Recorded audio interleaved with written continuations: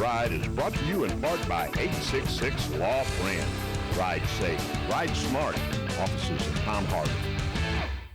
For all those people that are all smartened up talking kids, Arnie and Kay Thursday, they know what's going on. What you gonna do when Born to Ride runs wild on you, brother?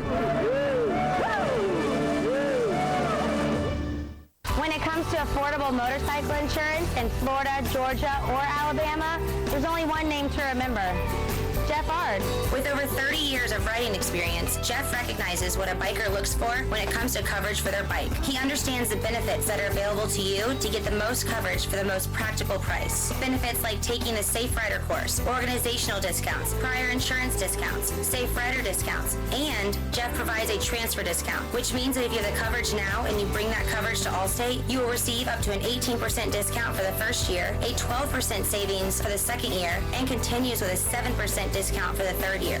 If it's available, Jeff's going to make sure you have it. Jeff Art Insurance, serving Florida, Georgia, and Alabama. Call 850-575-2533 or get a free quote today at jeffartinsurance.com. What can Jeff do for you?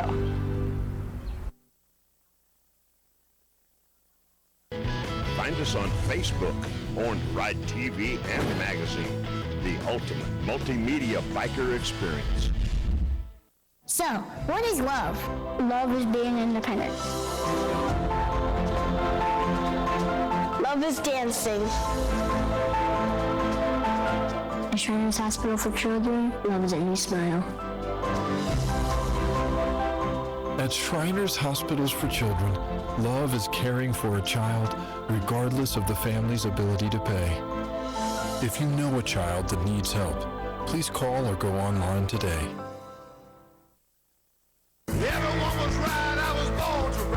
Born to Ride is a multimedia marketing and promotional machine with TV, magazines, streaming radio, and internet advertising opportunities. There are tens of thousands of motorcycles. We reach the people who ride them. Born to Ride. Find out more at borntoride.com.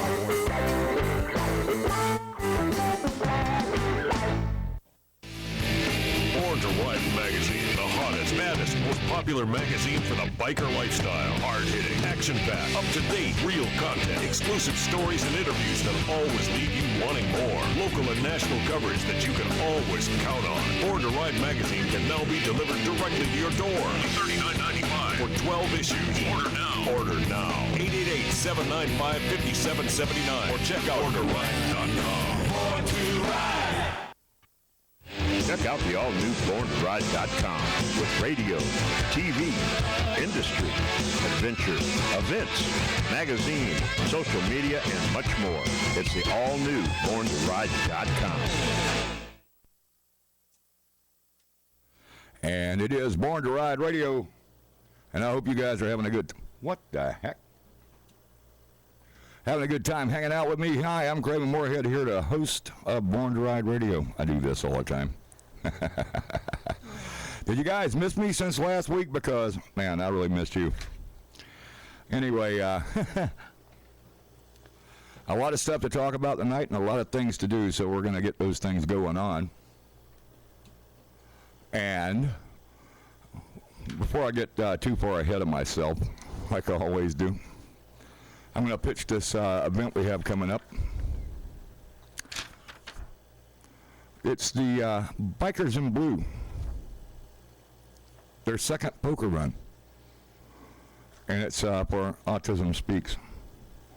Saturday, April the 15th, 2017 at 8 a.m. at P.J. Dolan's Irish Pub and Grill, and that's at 2836 East Barris in Tampa, Florida. Hope you guys get an opportunity to come out there and support this run. It's a good cause. Lots of stops on it. And it goes a long way, and that's a good thing. So I'm going to keep promoting it until we get it done. P.J. Dolan's and the Finish Line Saloon over on 92, and Santa Ana Liquor and Lounge up in San Antonio, Florida. And then we got also the Pit Boss over there in Tampa. We got Doc's Pub and Grill up in Dade City. And we got Buckets Tavern and Tap over on Gun Highway in Tampa. So everybody's going to go back to P.J. Doans for awards, live music and bands, and et cetera, et cetera, et cetera. And anybody can come. I mean, if you don't have a bike, it's all good. You can bring your car, your Jeep, your van, your truck, whatever. Bicycle? I don't know. However you get there, you get there. But get there and support Bikers in Blue, the second Autism Speaks poker run. So that's what's going on. That's April the 15th. I got a lot of people and a lot of things and a lot of stuff going on tonight. So we're going to figure out what what we are going to do as we go along. Now, if you want to call into the program, I think it's a great idea. And the studio line is open, 813-756-6444. 6444. The last four. Makes it easy to remember. 813-756-6444. Can you feel me out there? Yeah, well, if you can, give me a holler. I got the phone line open right now. I'm going to have a lot of callers in here in a little while, but right this minute, you can still get through. Now, how many people made it back from Bike Week without a scratch? I hope that's a good thing. I mean, if you did, and I know most of you did. And I'd love to talk more and more about Bike Week, but man, we've had an awful lot of people say, wow, you know, we had a great time over there. Well, I hope everybody had a great time and didn't get a ticket or, you know, show off body parts or whatever they do. That creates a problem with the law enforcement over there. Sometimes when I think back on Daytona, I think, well, maybe, I don't know. Maybe they don't enjoy us being there as much as we enjoy being there. I actually wanted to move there, and I didn't. But I can tell you, it's got to be something cool because, I mean, hell, you're right by the ocean. A lot of good nightlife, a lot of activities, a lot of things going on. And, Lord, all the events that go on during Bike Week and all the things that you can go to. And you still ride your motorcycle up and down the beach, which is great. Unless there's a storm. And actually, I think the weather was pretty kind to us this time around. I didn't get to go, but I got to go beforehand. I guess what they'd call the first week, because they try to make it into a 3 or 4 week event, for whatever that's worth. Yeah, a lot of motorcycles and a lot of people, and I saw a bunch of people and old friends and people that I knew, and a lot of things happening out there that are cool.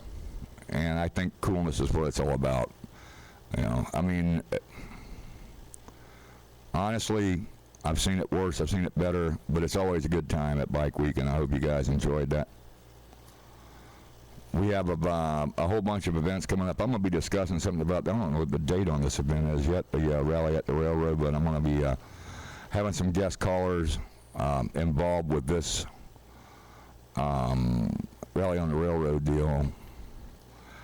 And I'm pretty sure that you'll see that it's going to be a good event. I just have to get the exact date before. I don't want to go out here and blurt out incorrect information. If I did, you know, I'm not going to pull the CNN fake news thing and say, all right, well, this is what's happening. Because if I do that, they're going to say, Craven, you don't know what you're talking about, boy, because I was on there, and you said that this event was on the 25th of April, and it ain't. Well, hey, wait a minute, man. I mean, you know, what the heck do you want me to do? I'm just sitting here doing a radio program, and you guys are just sitting there listening. So I want to get these people on the line tonight and find out exactly what's happening with the Rally at the Railroad, and I'll let them tell you the story. And that way we'll have the correct information. We won't be doing the fake news thing. In Born to Ride magazine, I discussed some fake news this month in my article that I write. I know. I don't have any fans. Yeah, right. Actually, I think I have more fans for my articles and such that I do for Born to Ride than I do on television or radio. But well, hell, I got a face for radio. You can see it right now. I've got it locked in. Maybe I shouldn't do that, because that way you get the chance to look at me up close and personal, and you're like, how the heck did that dude get on the radio? I don't know. I'm not sure how I did. But now that I am, you're going to have to deal with it for a minute, even though I'll get the wide shot in there, so that way you can see them actually sitting in a studio and not in my garage and with a podcast or something. Yeah, because you can see the video. You can hear the audio.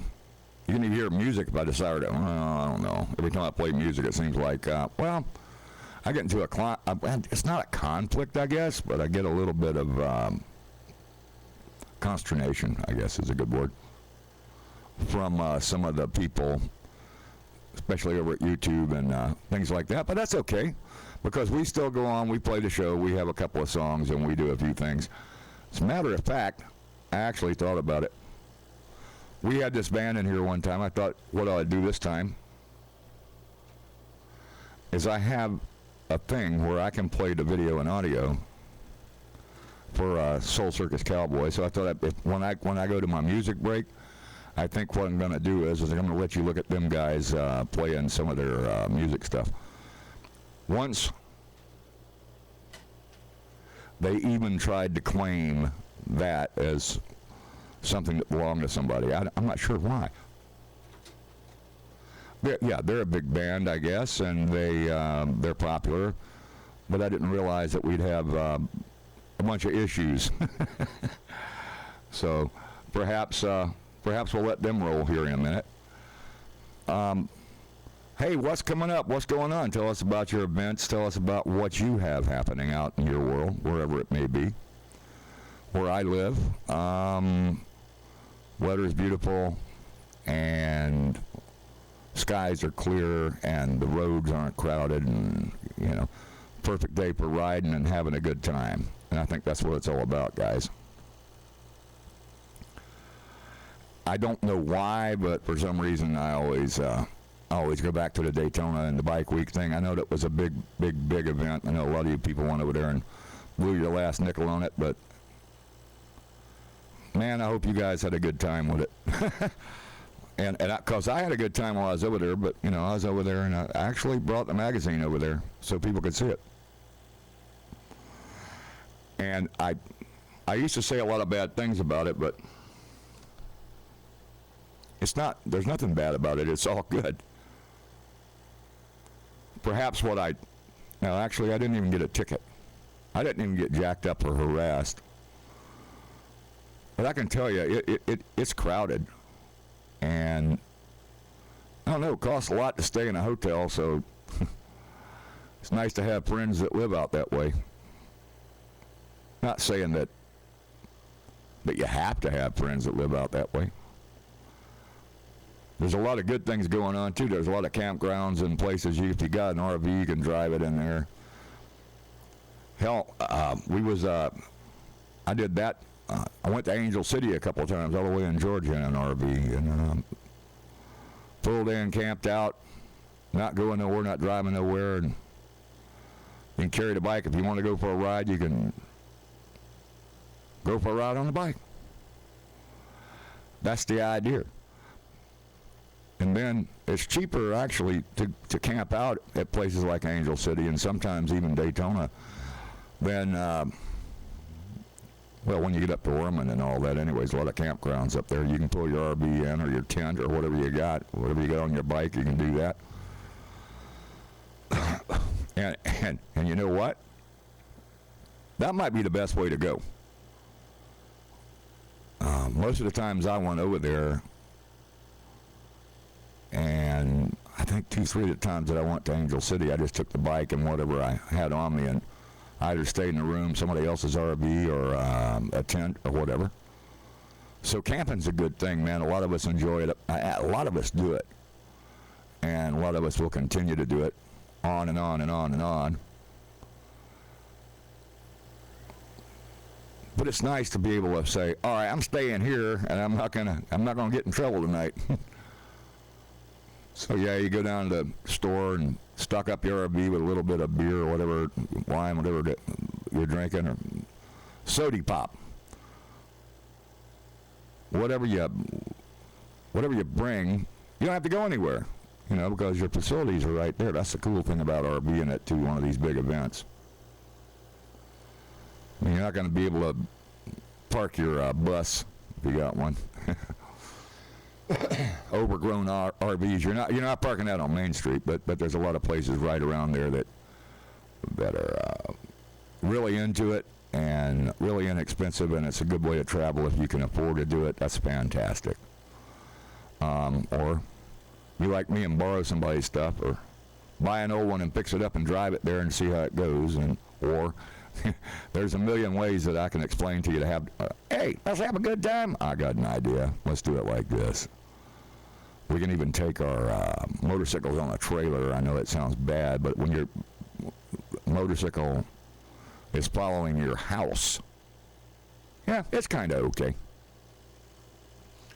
So if you got any comments or questions or whatever about Bike Week and how you paired it over there, whether it be a tent, I remember one time I took a sleeping bag and I went to sleep on my bike on the beach, and they kind of woke me up. It was a rude awakening. They said, you can't sleep on the beach. And I'm like, I wasn't. My bike was.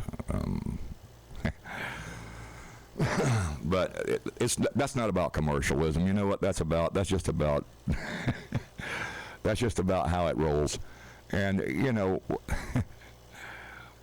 everybody wants to have a good time. That's a good way to have a good time. Go to places if you have your house and your bikes and all your stuff in it. It's all in the same boat. Yeah, kind of cool. Not saying that you don't. Not saying that you do. But all I'm saying is, if you're there, I'm sure you had a good time. I hope you had a good time anyhow. I hope nobody got no tickets. No dented tanks. Yeah, you know what I'm talking about, baby. You know what I'm talking about. So anyhow, tell you what we're gonna do. I'm gonna cut to a little bit of music. You guys like music, right? Got a great local band here. I'm gonna try to put them on. Let you see and hear Soul Circus Cowboys. See what they're all up to. And by then I'll have all my guests lined up and all my things happening. So it is Born to Ride Radio. I'm Craven, and I'm glad that you guys are tuned in with me. I hope you stay. So I'm not trying to bore you. I'm just trying to be me. So stay tuned.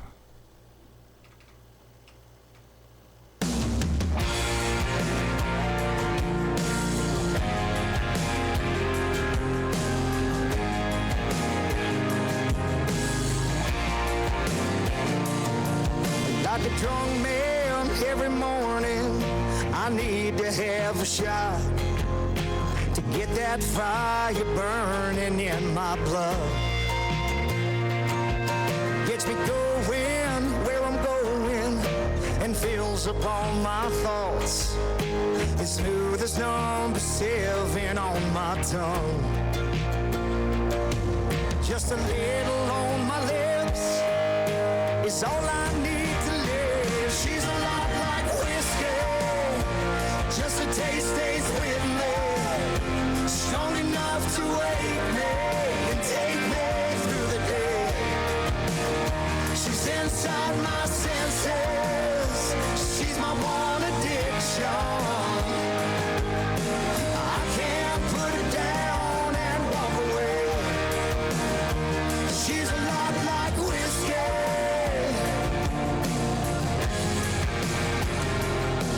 There's a cloud 9 kind of feeling in a 80-proof kiss that I can't buy or find in any liquor store.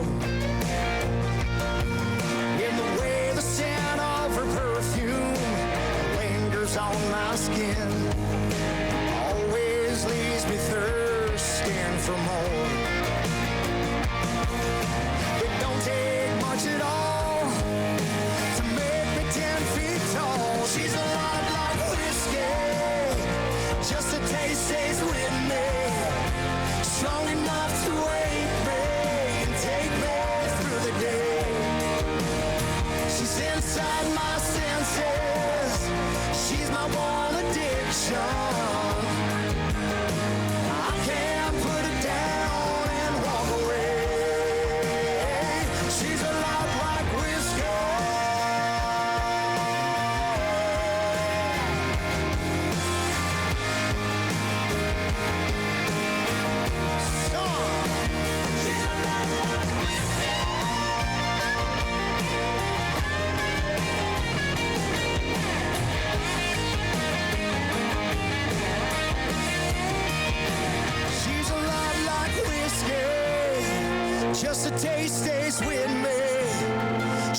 enough to wake me and take me through the day.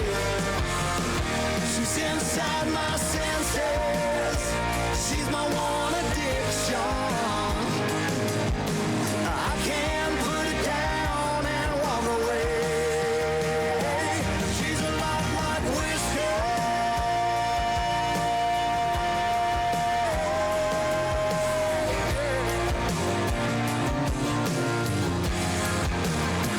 She's a lot like whiskey.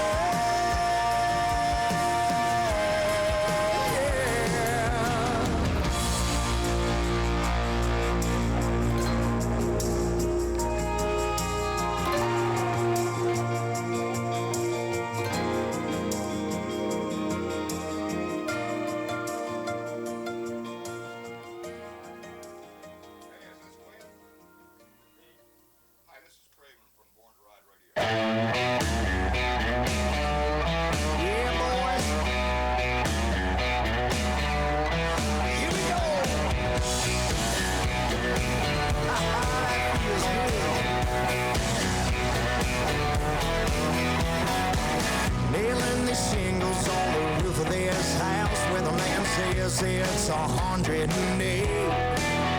The sweat soaking up the back of my shirt. I'm as thirsty as this red dirt clay.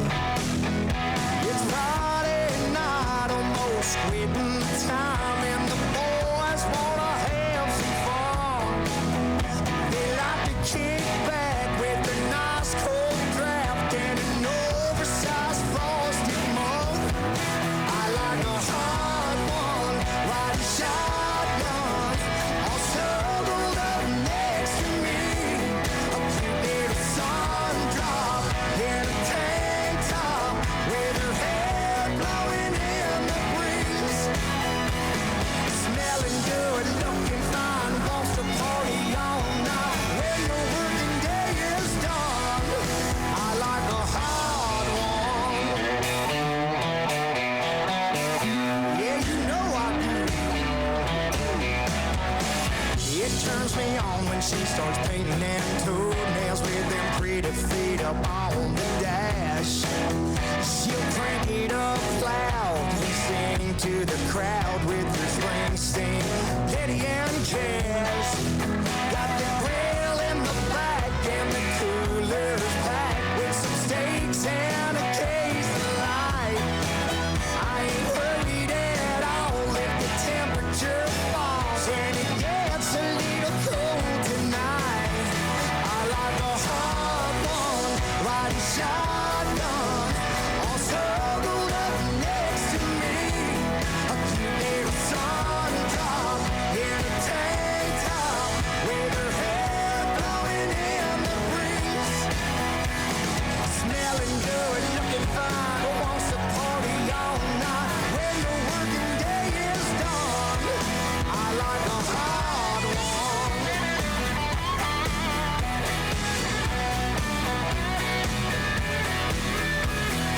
She starts a fire every time we kiss and touches me with those fingertips.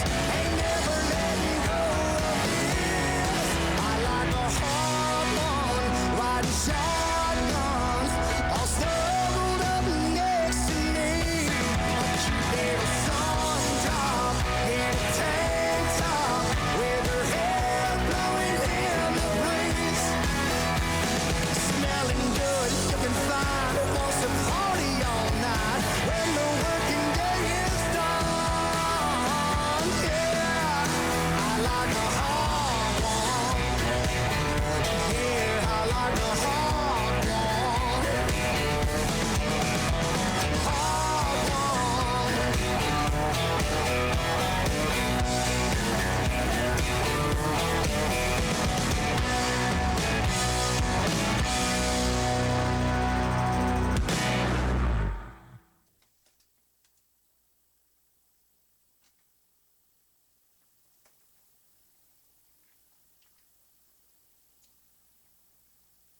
Almost messed that one up.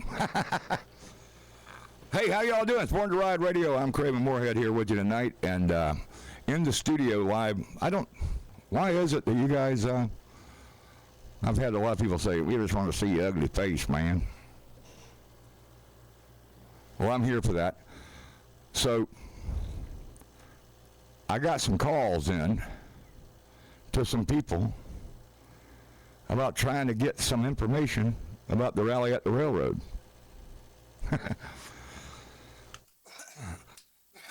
In order to get the exact dates and times, they didn't hand me a flyer, they handed me some phone numbers. You know, so, wow, what are you going to do? I don't know. I mean, I can always talk to somebody else. If you guys want to talk, 813-756-6444. That's the phone number. In the studio, I put you live on the air. And this is not like one of my regular old, I'm going to do the news or a talk show thing. I mean, I won't embarrass you or make everything sound ridiculous. Well, I don't know. Maybe I will. I shouldn't do that. I can't even tell you how much fun it is to be back on the radio and doing a good show and having a good time with all the people. And I think what really is cool about it is that, am I on the right? Hold on. Yeah. I got the right thing going on here.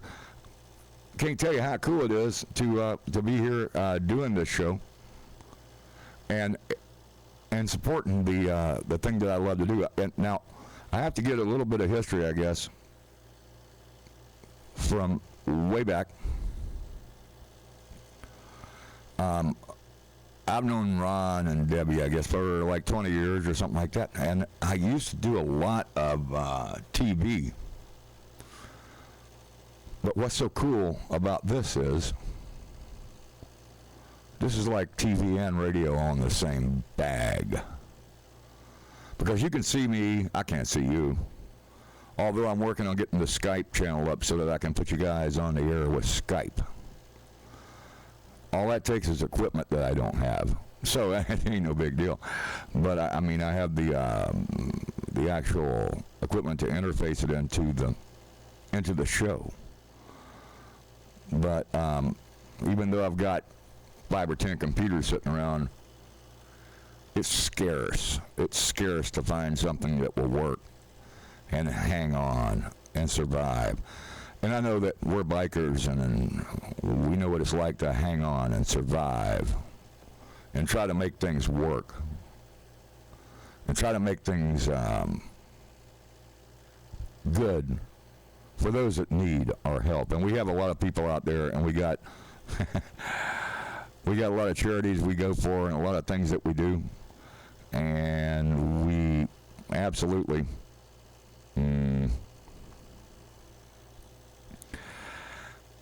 as bikers, that's our mission, man. That's our gig. That's what we do. You know, we make it happen for people. We make stuff happen. And making stuff happen's good. You know, I mean, it's good. When you make stuff happen, it's good. What could you make happen? Anybody call me right now and say, all right, look,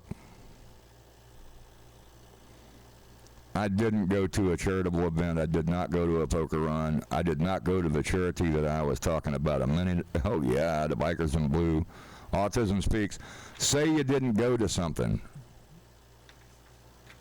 Call me up and say, well, my tire went flat. Well, I'm sorry, man. I'm sorry your tire went flat, but you could have got it fixed. So if that's the excuse, I don't know if anybody's really got any excuses about why they don't go to something, because I always go to a lot of charitable events, including this one. I'm not saying I'm going to be up there at 8 o'clock in the morning, but you never know. It is the Bikers in Blue, and, you know, it's a valid cause, you know, autism, and that's why I keep repeating it, because it's on the top of my paperwork over here, along with these wine people. Adobe Road Winery. You know, what's really funny is they treated us really good. We're going to have that video for you soon enough, because we went to their soiree over there with the Racers group. So we're gonna have that for you soon enough. You might not have it right this minute. So I can't say, hey, coming up right now, no. I can't do that. But I do have a lot of things scheduled for tonight and a lot of people coming in. So what I'm going to do is I'm going to give you one short musical intermission while I get the next gig set up here, okay? Is that cool? Stay tuned. It's Born to Ride Radio, and we got it going on, baby. We got it going on.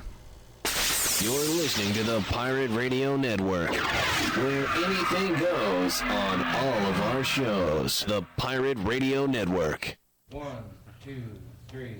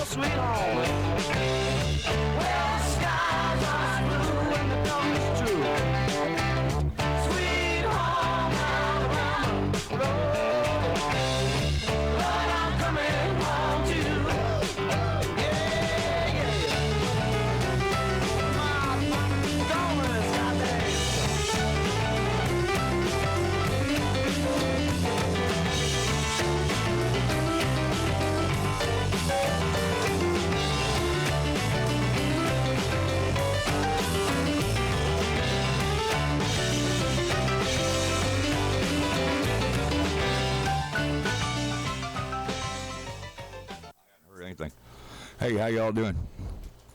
It's Craven. That's Born to Ride Radio, baby. I'm going to leave the studio lines open again. Like I say, 813-756-6444. But today ain't the day to come mess with Craven. Because Craven is protecting the trailer park. What a nice piece I have here. Looks like a regular old AR-15, but it's custom. So in the studio with me tonight, I got Jackal and I've got Tim. They're all from Adams Arms. And what do they do? No, you know. I'm not from Adams. Tim's from Adams. Oh, I apologize. Where are you from? Wraith. Oh, all right, go ahead and get on the mic.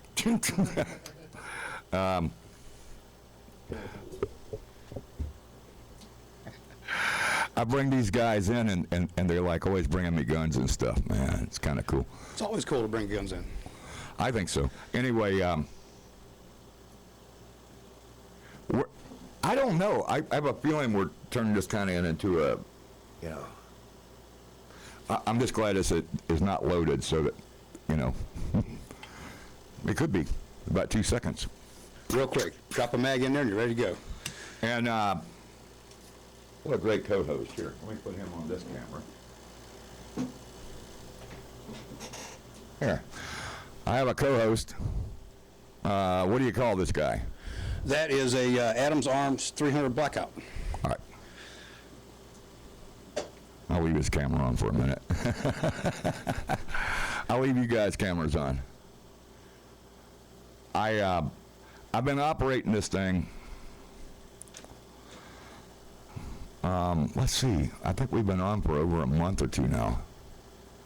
You know, with the Born to Ride radio program, and Ron was like, man, you know, Jackal's coming down. And, yeah, I apologize for saying you work for him. I thought he was your boss or something. No, not hardly. It's all good, man. We get along. It's one of those things where I don't mind bringing Adams Arms on. They make an awesome product. Well, no, you talked about it the last time you were in here with us. So one of the things that Adams Arms, one of the reasons why I get along with Adams Arms so well is my 3-gun team. They helped out with a piston-driven rifle for my for my guys, and then there's some local law enforcement guys that I deal with, and if they need a piston-driven gun, Tim hooked one of my guys up today from FDLE that got an awesome rifle at a very low price. I don't know if y'all are familiar with the difference between DI guns and piston guns. Jack was talking about piston gun. That pertains to the way the gas system works. And what makes it so unique and so nice, the gun stays clean, it stays cool, you can shoot, we shoot 3-gun, and you might run 100 rounds through a rifle just as fast as you can shoot, and it'll still stay nice and cool, doesn't get dirty. This rifle here has probably got 8,000 rounds through it. I've had it apart one time to clean it. Nice. It stays massively clean. It's awesome. Yeah, and, well, I don't know. Ron did mention something about, hey, we're going shooting. Get ready. I'm like, okay, let's go. I don't care. I like going shooting. Anytime. So one of the things that I'm trying to work out, right now Adams Arms is currently talking with Ron about doing that tournament for the Sheriff Youth Ranches down here in Florida. Right. One of the things that we have to do is, I guess there's a show that you guys are going to be doing that I'm going to be taking you guys to the gun range for. Yeah, I don't know which one it is. He didn't actually go into great detail about what it was, when it was, but he did mention it. So. Same when I talked to him this afternoon. I talked around a little bit this afternoon, and we were going to take a look around and see if we could find a range that you guys could go to that would be a good fit for you guys. Well, if I had a backhoe, you know, and I could set up build a berm out there. Yeah, I sure could. It's really legal. A lot of people do a lot of shooting out here in this part of the town, and I guess that's all good. I think it's okay. As long as they're being safe and you got a good backstop, there's no reason why you can't. Well, that's the law here. Absolutely. And we're going to get into some of the stuff about the law and talk about what it is about shooting in Florida. And man, don't be strange, people, because we were talking about this. I think Jackal was here last week, and we were discussing, you know, man, there's a lot of people carry guns here, you know, and they don't they don't call it the gunshine state for nothing, man. You know, we got a lot of people down here that are, you know, Second Amendment rights, and a lot of people that just, well, it's not just all good old boys. It's like everybody's carrying. It's legal to do. You get the permit. If you're not a convicted felon, you're all good. Good to go. I think, you know, safety is a real big deal. If you want to carry, make sure you get some training. Make sure you know how to use your weapon. Make sure you know what you need to do in a situation. There's tons of places out you can go get trained. But I'm a big proponent of everybody should exercise their rights. If also, if you're looking for slide work or any kind of custom pistol detail, Tim actually does a lot of custom pistol detail as well. Yeah, I saw this one here. And you've got others. Absolutely. This one here is a very, very nice custom I did for one of my customers. So it's very similar to one of the guns that I shoot for with 3-gun. I have a couple different varieties of pistols I used. Tim actually did a Glock just like that for me that was mocked up with the same RMR. Didn't you have that at the office one day or something? Yes, sir. Yeah. Nice. So well, this is a little Glock. Tell us a little bit about it, and what I know it's got a nice grip. It's got a nicer grip on it than mine does because you put it on there. Well, I mean, it's some kind of a coating. That's a Glock 19. I lightened and improved the slide. We got a custom barrel in there. It's cut for a Trijicon RMR sight, and then it's Cerakoted with a high gloss black. And the high gloss black and the gold anodized barrel is just really, really sets it off. So, would you just take a customer's gun and do that, or you just sell them like this? No, I take customer's gun. They bring me their slides, and I machine them and send them out, have them coated, and then bring them back, install the sights, and get it all ready for them. And they just drop the top end back on their gun, and they're ready to go. Well, I was hoping that, you know, since y'all came down to talk about all this and show them all up, maybe he's going to leave me some free samples. And I'm pretty happy with. Well, I like my Glock. I don't hardly ever leave home without it ever. Well, what we need to do, we need to get your Glock and trick it out for you. Yeah. We can do that. It's been fairly substantial. I mean, I've had it for a long time and never seems to want to fail. I did take it apart and clean it up and do some things to it, you know, every now and then I clean it because I don't go out and shoot it a lot. That's a shame. So maybe you guys got some ammo and we will go to the range. And I have to get with Ron and find out exactly what he wants to do about that. But, you know, for right now, you know, give me more, Jackal. Well, we could take the gun that you currently carry, the 17 or 19, whatever you had, and basically all that stuff that's done on his gun, you give Tim the slide and he would be able to cut that RMR. Basically what that does, you know, a lot of people ask me when I'm doing 3-gun competitions and stuff like that, the little cheats and little tricks. There's no, it's kind of like, you know, lifting weights, and I shouldn't talk anything about lifting weights because I love lifting cheeseburgers, but there's no really shortcut to it. Yeah, I know, right? With guns, it's a little different. There's a lot of stuff that you can do to make yourself a little bit more proficient. The trigger, the slide, obviously putting an optic on a handgun makes you a way more accurate shot if you have trigger control. Also, the red dot too is a target acquisition. You can get very, very fast, get very, very quick target to target, and if the dot's on the target and you pull the trigger, and you're on it. Well, I mean, it's, you know, this is not like, okay, I use this for, you know, home defense, self-defense, and I carry it wherever I go, but that doesn't mean that I'm the world's best shooter. I'm not a competition shooter.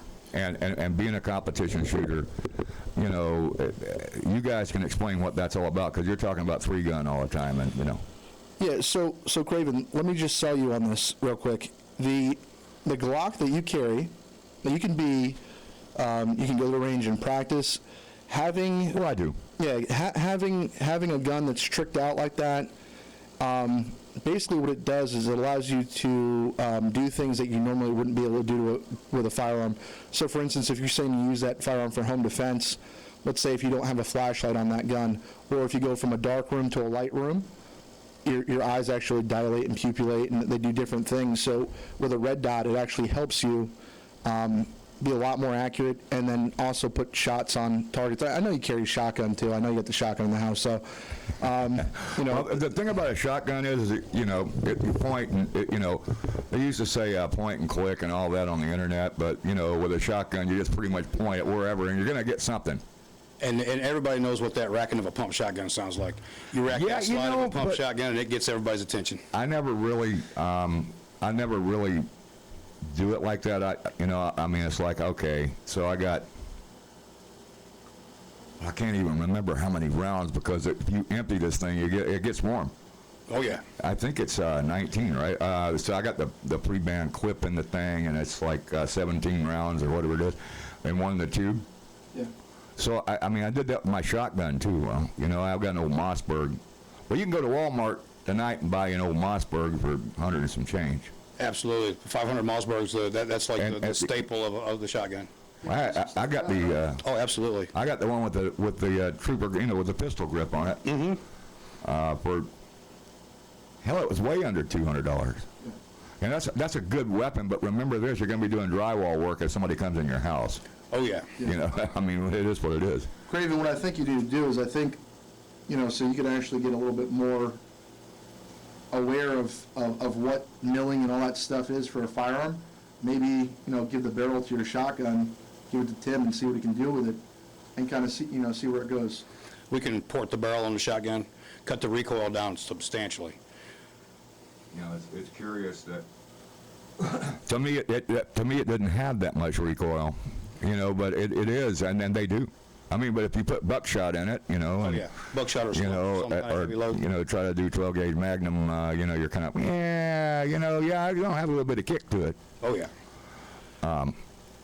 We can do some cool stuff to shotguns. I shoot a Mossberg 930 for my 3-gun, and I've got a whole bunch of custom work done to it. We open up the bottom loading port to where I can load 4 shells as fast as you can cram them in and out. Okay. And it makes a real nice gun. It's got an extended magazine. It looks kind of funny. It's got a 13-round magazine that hangs out past the barrel, but nice. You can crank off 13 shots real fast. So that's just a pump action? No, it's automatic. Oh, is it full auto? Okay. The 930 is a semi-automatic. I mean, yeah, not full auto. Obviously, you don't want to go shotgun full auto. That's not going to work out too well. I don't know. Our 3-gunners, they'd like that, I think. Yeah. I would enjoy a full auto shotgun. Yeah, and, well, see, we still haven't. I guess this is a competition you guys are talking about, right, the 3-gun? Absolutely. It's action shooting sports. It's real prevalent in our area. Wyoming Antelope Club down in Clearwater has matches. They have probably five or six matches a week. And basically what it's doing, they'll set a course. You'll have steel targets, you'll have paper targets, and it's on a timer, and timer goes off, and it's timing your shots. It goes to your last shot, gives you a time. So you're on the clock, and there's points scored, too. Depends on where you hit the cardboard targets at. You score points, and that's how you score points, too. It's time plus your target points. Okay, so it's how many you hit and your accuracy? Is that how it's graded? Absolutely. Okay. And how fast. All right. If you're not that prevalent of a shot, one of the things that you can do is you can actually compete against yourself. I feel like a lot of people would actually benefit from shooting 3-gun, because it's a little different from sitting in a booth and shooting a piece of paper so many yards away. 3-gun, you actually have to figure out how far targets are. I know he mentioned Wyoming Antelope Club. I was a member there for a while. I actually am sponsored by Shoot Shack Gun Range down the road from you. It's in Lithia. It's right next to the Hillsborough County Sheriff's Police Range. Imagine that. Yeah. They go out and do the 3-gun competition as well, and they also have an open course that allows you to kind of train at your own pace. So, that's probably where we're going to end up taking you to shoot.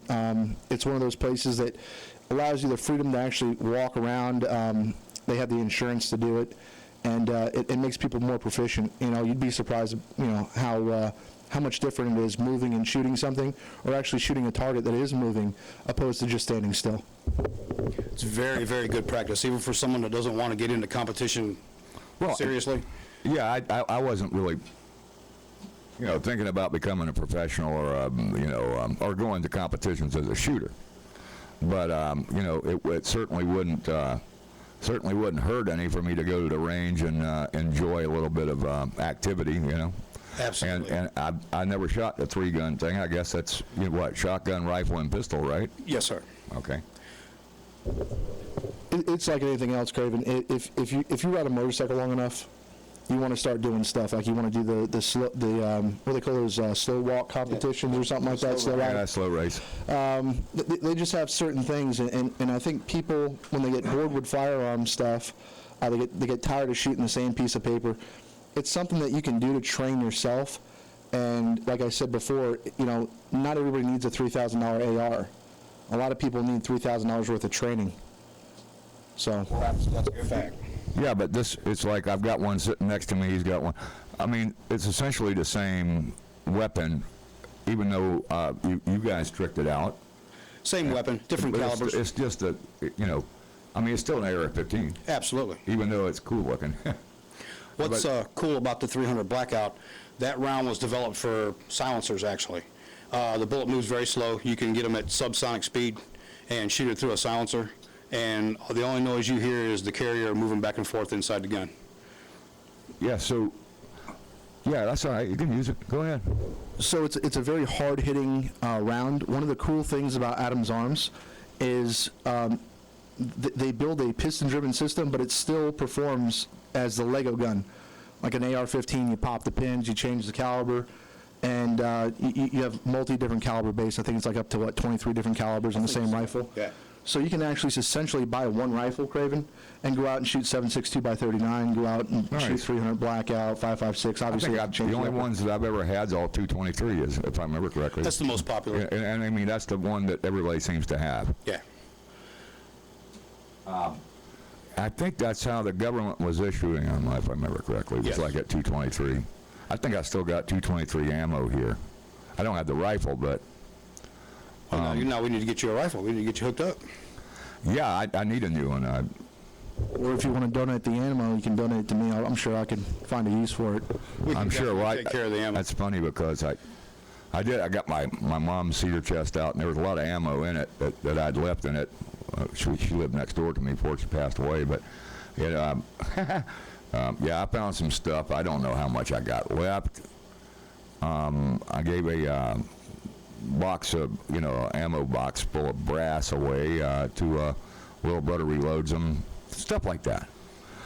So, I mean, for whatever it's worth, I don't know what I got left. But whatever I got left, hey, we'll go out and shoot it. Go burn it up. That's what ammo's for, isn't it? Yeah, you got to go burn it up. And so tell me, I mean, you guys, you recommend going to the range and buying their reloads and just shooting that, what we used to call wad cutter and regular little pistols and stuff like that, right? For practice, that reload stuff's fine. If you go to the range and get their reloads, you want to carry something a little better for a personal defense round. Yeah, because I got hollow points in my, you know what I'm saying? Exactly. I mean, just in case. I mean, you never know what you're going to run into, guys. I'm going to shamelessly plug Liberty Defense ammo. It's the ammo that I use. It's the velocity is twice as fast as normal 9mm. If you guys get a chance, go on the website and check it out. One of my sponsors. But back to the AR-15 platform, what's nice about that, you can get a lower receiver, and then you can buy an upper in different calibers, different configurations, different barrel lengths, and you pop 2 pins, change the upper out, and you've got a whole different rifle. Nice, because I see, now, my 15 had this where, it was like they call it the paratrooper version, and it was the thing, and you just grabbed it here, slid it back, and then it came back to full, like that. Exactly. Something like this. Didn't have a sight, but I think, I don't know if you guys, I don't know, man. Look at now I got my picture on here. I think a little bit of it is the intimidation factor, because this thing, I mean, when you see this coming, you don't know what, is it full on, well, it doesn't matter if it's not full auto, because as quick as I can pull this. 30 rounds, as fast as you can pull the trigger. Yeah, that means somebody's going to get hurt. So that's why I like this kind of thing, and I like having a toy like this nearby. But as far as I have to go back to what we were talking about earlier. As far as just like, for home defense purposes, maybe the shotgun is a good idea. Sure, I mean, if somebody kicks in your door. I don't know if you guys watch news. I watch the news all the time because I'm a news nut. there's people out here in the Valrico area just going by, knocking on doors, saying they're cops, and then they shoot through your house. I just saw that today, and it's like it's happened to 2 different houses out in the area over here, and I'm like, I don't know, guys. I don't think this is the place to come try to pull that, because I can tell the difference between a cop and a scammer. Real quick. So, as far as using an AR-15 for home defense, there's one thing that people have to take in consideration, that's penetration factor. For a 12-gauge shotgun, depending on what load you're using, the penetration, you don't have to worry about harming your kids in the next room. Right. The AR-15, depending on, if you're shooting like a... Yeah, 2-3 miles down the road, you got somebody and you didn't even want to shoot them. Yeah, like a 70 VLD boat tail hollow point or something like that. You're cruising, and then the expansion, you're probably going to have some kind of shrapnel damage, maybe something in the next room. No, I agree. And what we were talking about before was, okay, well, if there is any possibility of the thing leaving the house, I don't know, man. Even 12 gauge Magnum, buckshot kind of stuff. Yeah, it's gonna, like I said, you're gonna do some drywall work, but it's probably not gonna go into the next room over and shoot your kid in the foot. Yeah. So there was a saying back in the day, and I don't remember who said it. They said shotguns for home defense and the AR-15 privilege is for tyrants. For what? For tyrants. Oh, yeah. Just in case something happens and you actually have to get called to arms, you have your AR-15 already. Yeah, well, hopefully we don't have to go that way, but you never know. And this country is getting weirder and weirder, you know it. And it's like, what are we going to do, guys? So, because we have, as Americans, the right to be armed, why not be that? Why not do that? Why not exercise your rights? We're one of the few countries in the world that we have the rights we do, and everybody should exercise them. So, I'm the guy that's always like, all right, I think it's better to have it and not need it than to not have it and need it.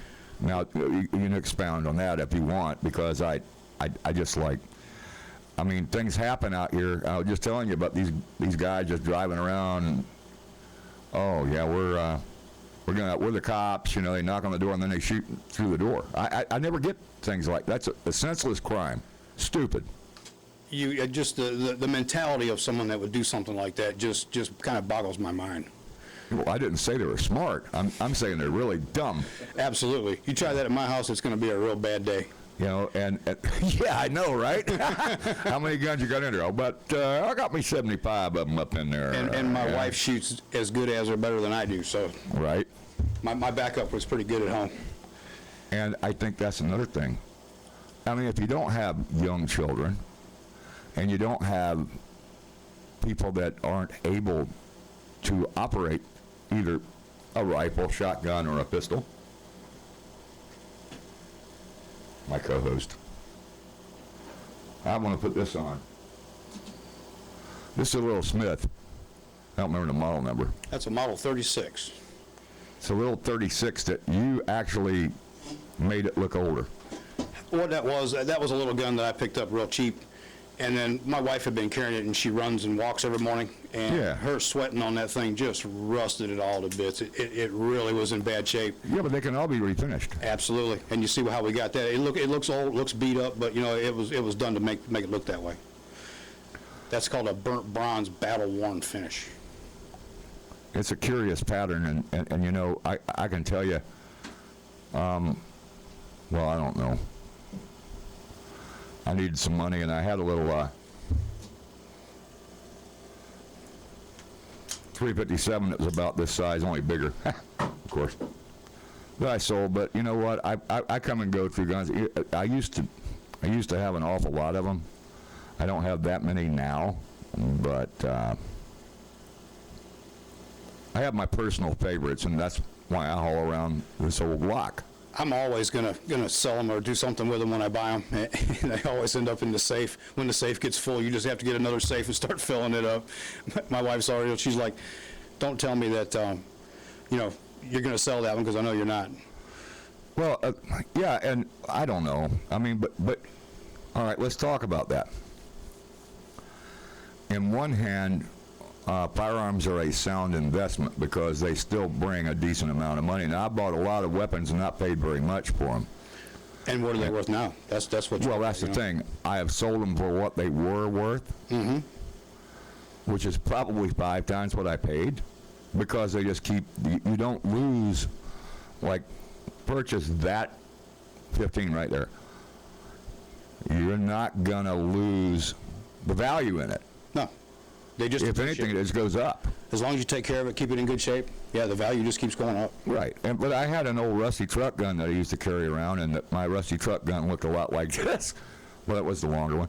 But the guy would not leave here without giving me money for it. And if I remember correctly, I had like $35 in it from a yard sale or something, and I forget, it was way over $100 he gave me for an old rusty gun, because he just had to have it. I'm like, this is not a special gun. Nothing in particular, but some people, they just see that and they love the look of it, and they just, gotta have it. And if they want to pony up the cash, that's cool with me. Well, it's cool with me too. I mean, but I'm just saying, you can expound on it. You're in the business. You're a firearms dealer. Essentially, it's a sound investment. I mean, I don't know, gold, silver, market goes up, market goes down. Guns are always going to be worth dough. That's pretty much my retirement. I buy stuff, I collect, I build things, and I just stash them away. I figure one of these days when I get a little bit older, maybe I can sell some stuff off. I need some cash, or hopefully I'll be in shape. I don't have to sell my stuff off to live. Well, that'd be nice. I mean, that's the problem is as you get older, you got to keep working. And it's less and less money and less this, and, no benefits here, no benefits there. It's hard to make a living nowadays. It's hard to work. And what's nice about a little pistol like that, you can stick that in your saddlebag, stick that in one of your glove box on your bike, and it doesn't take up any space, and it's got plenty of stopping power. So if you need something handy, you reach in and pull it out, and it's handy to carry on your bike, stick it in there, and away you go. Any firearm has probably more intimidation and stopping power than a baseball bat, essentially. I mean, You don't have to get near as close either. Well, that's the other thing. You have to have an appropriate response to whatever sort of threat. And you have thugs out there running around that are doing that, and they're coming out with weapons. And, I've always said you don't bring a knife to a gunfight. Oh, no. Come after me with a bat or a knife, you're going to get lead poisoning and... Real quick. Yeah, right? Because, I mean, it doesn't make any sense to... I don't know. How do I say it? Oh, I know. Don't bring a knife to a gunfight. That's good philosophy. And I think it is. Yeah. I really do. We were talking earlier, when you were talking about the price of guns, Tim's got an old, was it a shovelhead? Yeah. Tim's got an old shovelhead. And we were bringing out different bikes that, we were looking for knuckleheads, and you can't find them. They went up in value. You just can't, there's nowhere you're going to get something for what it used to cost back in the day. The same philosophy with firearms. So if you buy a firearm, invest in a little bit of time with it, the only thing that's going to happen to that firearm is it's going to rise in value, for the most part. Keep them up, keep them clean, keep them oiled. In Florida with our humidity. Right. Well, I wanted to tell you something. Because you guys are both here, and I know you guys got safes full of guns and everything. But I have like a little. I have a little charity I'm running here, and what it is I provide a safe shelter for homeless guns, and guns that need help, or maybe a little oil, or I pat you on the head kind of thing. So if you guys have got some guns and you want to bring them and put them in a safe environment, well, I'm always here. I don't know if that's a good charity or not, but it's good for you. It would be if I could fill up my safe, right? So, Craven, one of the cool things about that shoot that Born Ride's setting up is right now we're working on the prizes, and I believe one of the prizes is going to be a firearm. So imagine that. Yeah, we'll figure. I'm not allowed to compete in it. Why not? they're not going to let me win a gun. It's not fair. But one of the cool things But is... you're a competition shooter. Exactly. So, Yeah. so what we're trying to do is they're going to open it up to law enforcement and civilians. So there's going to be different classes as far as that's concerned, just kind of like it breaks down in 3-gun. But you'll have an opportunity, especially if we go out and show you a couple of tricks of the trade that we picked up for shooting. You know, that donation thing you were talking about, you might have an opportunity to win a cool rifle or a cool pistol or something like that. Well, you know, like I said, I've got kind of like a homeless shelter for guns here.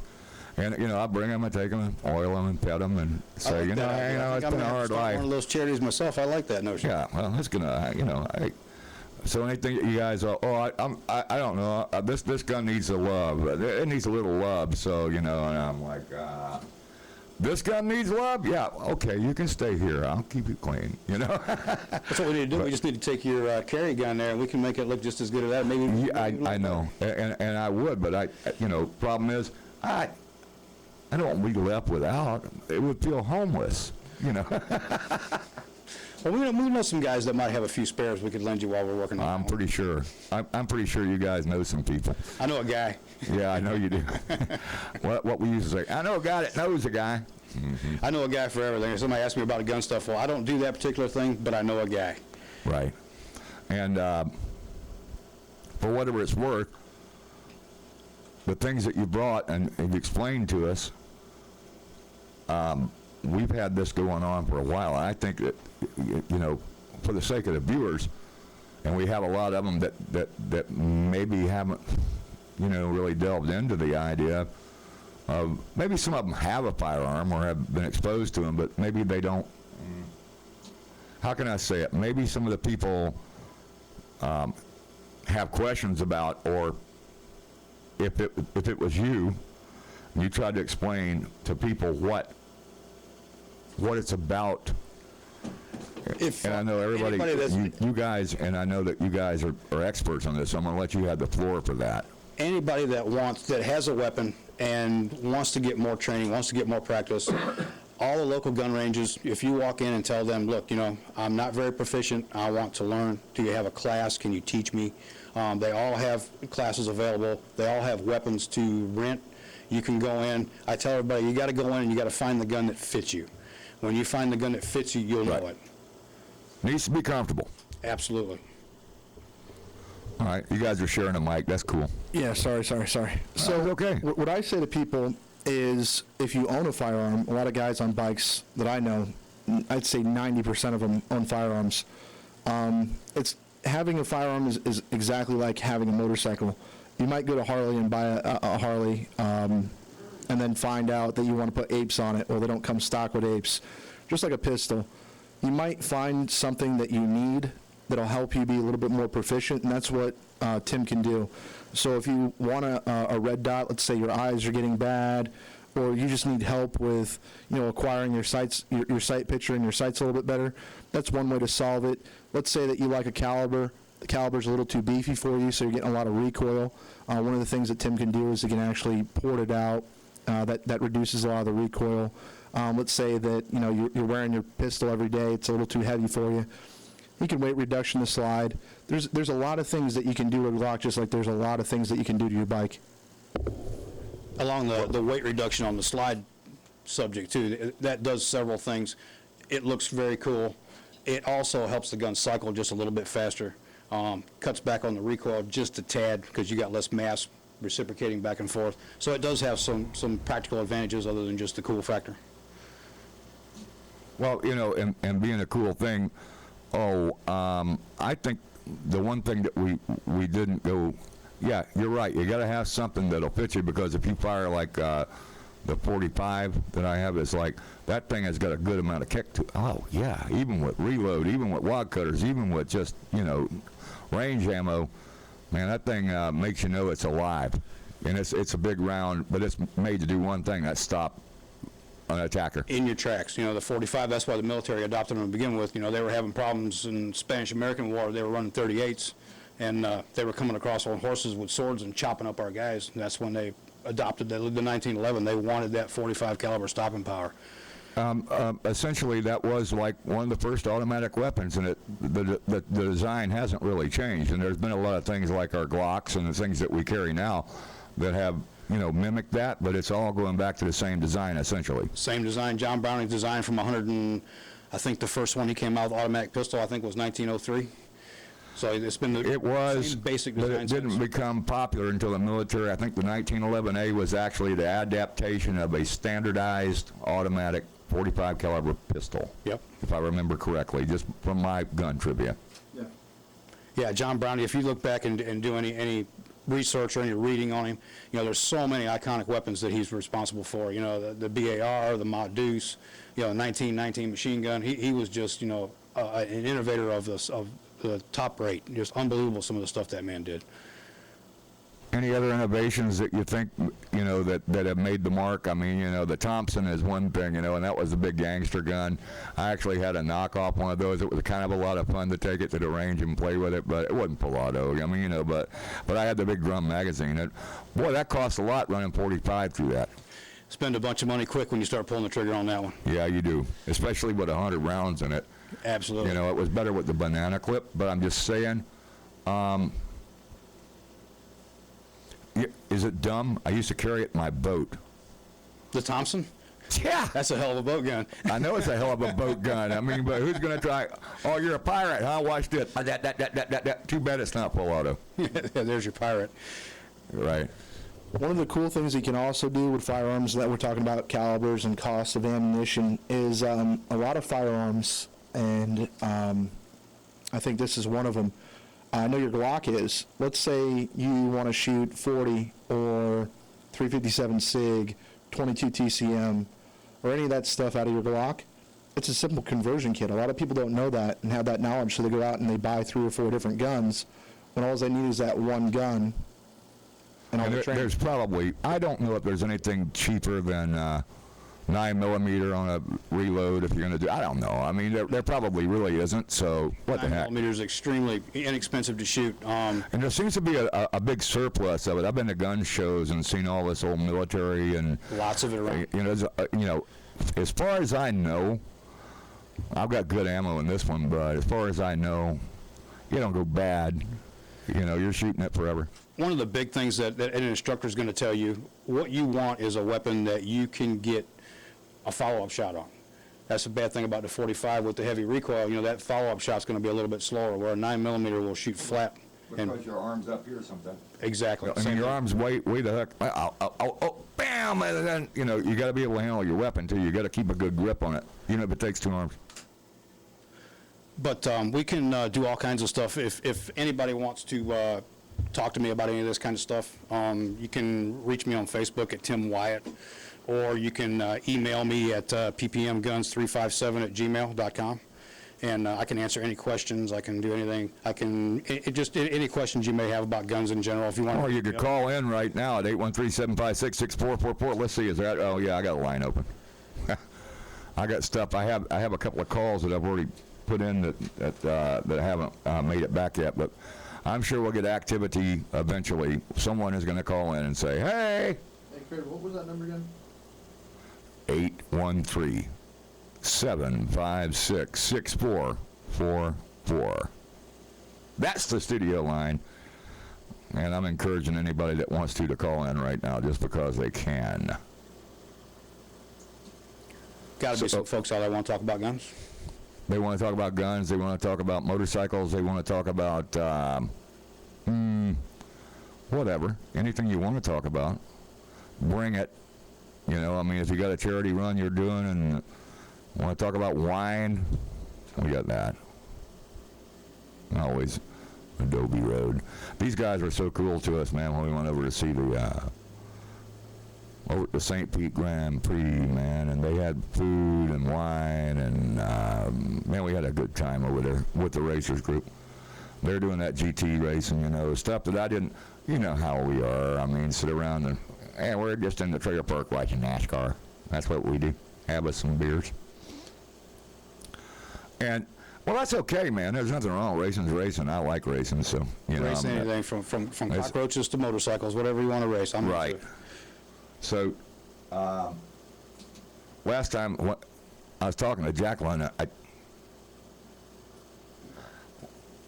I said when I'm riding the bike and I got a vest on or a jacket or whatever, I like to keep my pistol in my shoulder holster.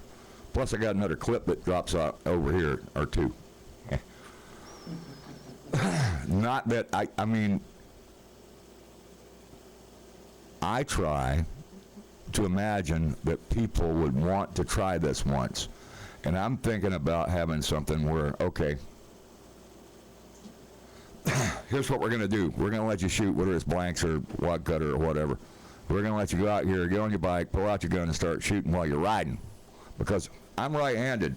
Now, when I grab it with the other hand, yep, my gun's ambidextrous, but is everybody's? I don't know. Can you shoot with your left and your right? I've tried. It's all good. So I actually, from the conversation we had last week, I got something for you on my bike. I actually forgot to get it when I actually came in here. I got you that holster that we were talking about that you wear off your ankle. So when you're on your bike, all you have to do is reach down from either your clutch hand or your gas hand, grab your pistol. You don't have to open up a vest or any of that stuff. Let me Fantastic. I think I got one of those. Still have an ankle holster, but it fits a 380. I don't think I own it anymore. Yeah. This is from Grizzly Holster. He does a custom design. He hooked it up for you. Morning Ride Radio, you're on the air. Hey, how's it going? My name is Reese. I'm out here riding the ZX6. You're where? How you guys doing? All right. I'm out here riding the ZX6. Name's Reese. How you guys doing? Good. Yeah, I was calling because I ride a sport bike, so I don't have saddlebags. So I was looking at some Adams Arms pistols and stuff like that. A buddy of mine, James, said to talk to you guys about it. Well, there you go. This is what we were just talking about it because he was giving me all right, I got you one of them ankle holsters, and I always wear the shoulder holster when I'm on the bike.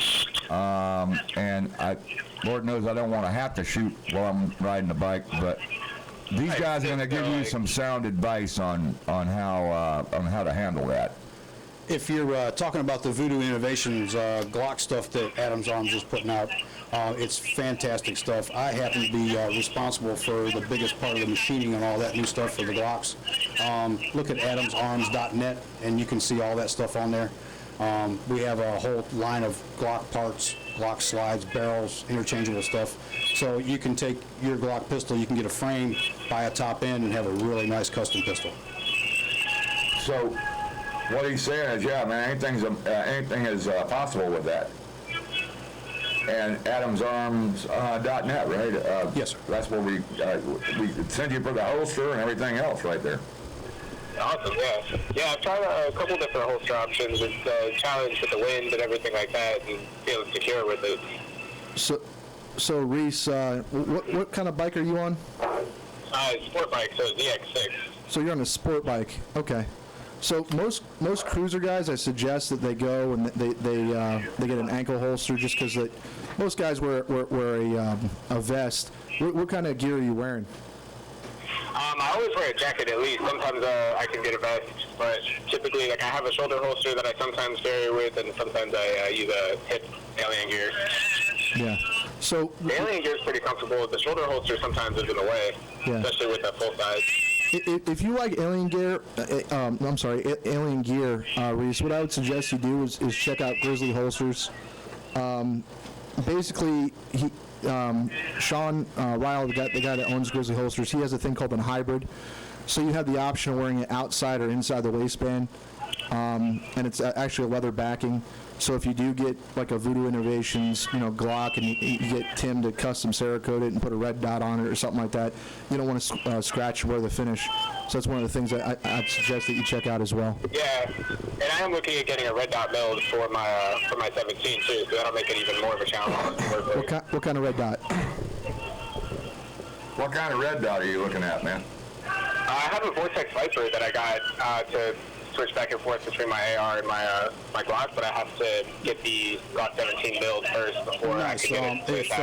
If you will hit me up on Facebook at Tim Wyatt, I can fix you up with that. I do some custom machining on stuff. The gun you see there on the table, that's one of my. I took a factory Glock and made it into that. We can fix you up.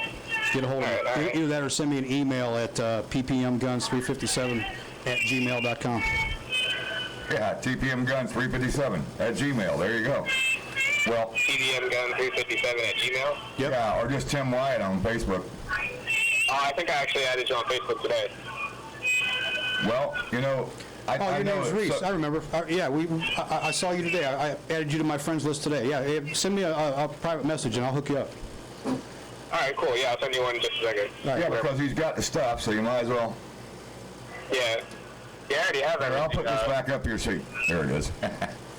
I'll put this back up here so you can see it, man. This little Glock here is, well, it's homeless, and I'm trying to bring it into the shelter, but this thing has got it all, and you talk about, you want a red dot. Well, it's got that kind of a sight thing on it where, I mean, it actually amplifies the little white dot. It could be red, it could be green, it could be white, it could be black, it doesn't matter. This right here has got a good, clear picture of what you're going to aim and shoot at. And if you get that, oh, hi. Everybody's like, Craven's going to shoot us through the damn TV set. Well, not really. But this is like I said, I would love to adopt the little homeless Glock, but this one's actually got the light in it, doesn't it? It's got a plus on it. If you push the side with a plus, it should light up. Yeah, it does. And I don't know, that could come in handy for the nighttime mission stuff. Yeah, absolutely. It is cool. Like, it's just fun to play with. If nothing else. But I don't know if you've seen this, but they brought it in, and the thing that I was really impressed is the way they did the grip. The grip is done so it doesn't, and believe me, mine, it's just got a stock grip, and this grip treatment. It does not move in your hand. It does not. I mean, it's stuck. It's glued. It's like you're holding a piece of sandpaper, you know, and you can feel it. You're holding a piece of sandpaper here. You know, it's not slippery. So, yeah. I'll tell you what, man. Tim will hook you up. So if you already hooked up with him on Facebook, man, you can get on there and we'll fix you up. Absolutely fix you up with whatever you need, man. Awesome. That's great. Yeah, I bumped into Jackal at 3-Gun. He said to call in. Said that you were good people and everything. You got a lot of good advice. Well, you know what? The one thing I got to say about all of it is I got experts in here that can tell you everything that you need to know about firearms, about shooting, about even all the way to the laws and regulations regarding the ownership and operation of firearms, and they're competition shooters. And you know, hey, you got a question? Just ask. That's why I always put the studio line out and say, all right, you guys call in, and we'll put you on the air. Yeah, that's awesome, because I'm relatively new as well to shooting and a bunch of stuff like that, so it's really good to get advice from experienced people who know the inside and out. Yeah, Reese, did I bump into you at a range, you said? I don't know if you can hear him all the way out there because of the way that this mic is working. Did you see Jackal at a range somewhere, Reese? Yeah, I saw him at a 3-Gun competition he was doing. Okay. Okay, at 3-Gun. Okay. Ask him what kind of bike he was on. Were you on a motorcycle? Yeah, ZX6. Is it black? Yeah, all black. He thinks. Yeah. Okay. Okay. Yeah. He remembers you now. Yeah. All right. Thanks for calling in. He was really informative. Excellent. Appreciate it. Well, he knows his business, so I can't tell you anything but hey, he knows his business. I'm glad you called in tonight, man. Thanks a lot for. If you got any other questions, you can always call us back. Awesome. Thank you very much, guys. Have a great day. All right, buddy. You're welcome. Thanks, Reese. And that's what it's about, man. We try to be educational, informational, and do whatever we can do, Tim, and that's what we're doing now. So, absolutely, I'm a big proponent of teaching folks. I've taught scads of folks how to shoot. It's not hard to do, and most of the people that I do, get them out to the range, they haven't shot before. They're like, oh my goodness, this is so much fun, and it doesn't take much, and you're hooked on the shooting. Well, if nothing else, I mean, I know it's not for everybody. I know that, but, and not even being a competitive shooter, but I still enjoy going to, when I lived up in the terrace, I lived about, there's a little indoor range up there I used to go to all the time. Just to shoot for fun. I call it recoil therapy. Yeah, something like that. Yeah. When I've had a bad day, I can go burn some gunpowder, and all that stuff seems like it evaporates with the gunpowder. It does. It makes it really cool because in that way you're like, what were you having a problem with? That old car. My ex. The old Richard Pryor thing. Shot the Mercedes. Yeah, and I think that's part of the gimmick, man, and you can, because it's practicing, you're shooting paper targets, or maybe you're shooting a metal target or whatever it is, but you're, the practice that you're getting out of it, you can also kind of like, oh, look, I'm taking that little aggression, and nobody's going to jail over it, right? Yeah, I'm not getting in any trouble for it. No, and that's the whole thing, man. The less trouble, the more, better. And I see, now Jackal brought in some kind of another gimmick, so we're going to see what this gimmick's about. This is a, not sure what. Hold on. You can explain it to me, man. What you got there? So you said you had an ATM, which is like a base off of 1911. It's a small little pistol, right, that you probably wear concealed. And I see you walking around sometimes. You wear cowboy boots just like me. Right. So what's this? Is this a gimmick for inside a boot? That's your holster. So basically what you're going to do is you're going to actually wear it on the outside of your boot. So when you're out and about or whatever, you actually just lift your pant leg up. Instead of it going on the inside of your boot, there's like more steps to get to your firearm. So that will mold actually around your leg, where on the outside of your boot, it's adjustable. So, different size legs, different people and stuff. I didn't have your measurements or nothing like that. Well, all right, so look, it's got the little lacy things here, sort of, okay. Yeah. All right, so this gimmick goes around the outside of the boot instead of on the inside. Yeah. So that's just a prototype. We just put that together for you. He does one that has the actual leather straps that buckle and stuff. But I don't know your leg measurement, and I didn't want to call and ask you for your leg measurement. Let's be honest. It'd be a weird conversation. Kind of funny. Yeah. Not that I couldn't just put a taper on it, but yeah, it's that bad, I'm sure. So this thing will actually hold, and it's got your logo on it as well. So this is some of the stuff that you make, and what we want to know is exactly, you can custom design this stuff. Is that what it is? Yeah. So any firearm that you have, like that pistol that Tim brought in, even the Glock 19 or that Smith & Wesson. So basically, that is a hard leather outside. So what that's going to do is it's going to prevent it from falling down. And then it's got a Kydex shell. I don't know if you can see the finger groove actually cut out. That's so you can actually get to your firearm and it's comfortable. I do see that. I was like, yeah. Yeah, there's a whole bunch of stuff that actually goes into the thought process of making the holster. So when we sat down and we talked about, what you would be doing with the firearm, I kind of gave some ideas. I remember, when I shook your hand about your hand size and how it's going to, play in all these factors. All that stuff actually comes into play, believe it or not. Yeah, Trump was into that hand size thing for a while. I don't know why. Anyway, that's but whatever. But yeah, this ain't for a revolver, but the little AMT 380 backup would go right in there. And it sure would. Yeah. Yeah, it's a custom made just for that gun. Beautiful. So, but you custom make these things, and not necessarily. It's not really that expensive to do that, right? So no, there's some companies that charge $80 to $90 for a custom holster or something like that, depending on what kind of backer. I'm sure you can see how thick that leather backer is. We try. Oh, that's beautiful, man. I mean, I don't even have a belt that good. Yeah, we try to use the best that we can, and generally the holsters run from anywhere from $40, and the high side, believe it or not, is $65. So if you're out and you're looking for a duty rig. If we have to use like the Safariland style hood stuff, obviously it's a little bit more because it just costs more in actual gear to put on it. But if you need a duty rig or if you need a concealed carry rig or any of that other stuff, Grizzly Holsters, it's on Facebook, or contact Sean Weil on Facebook as well. All right, cool, man. I appreciate you leaving that out here now.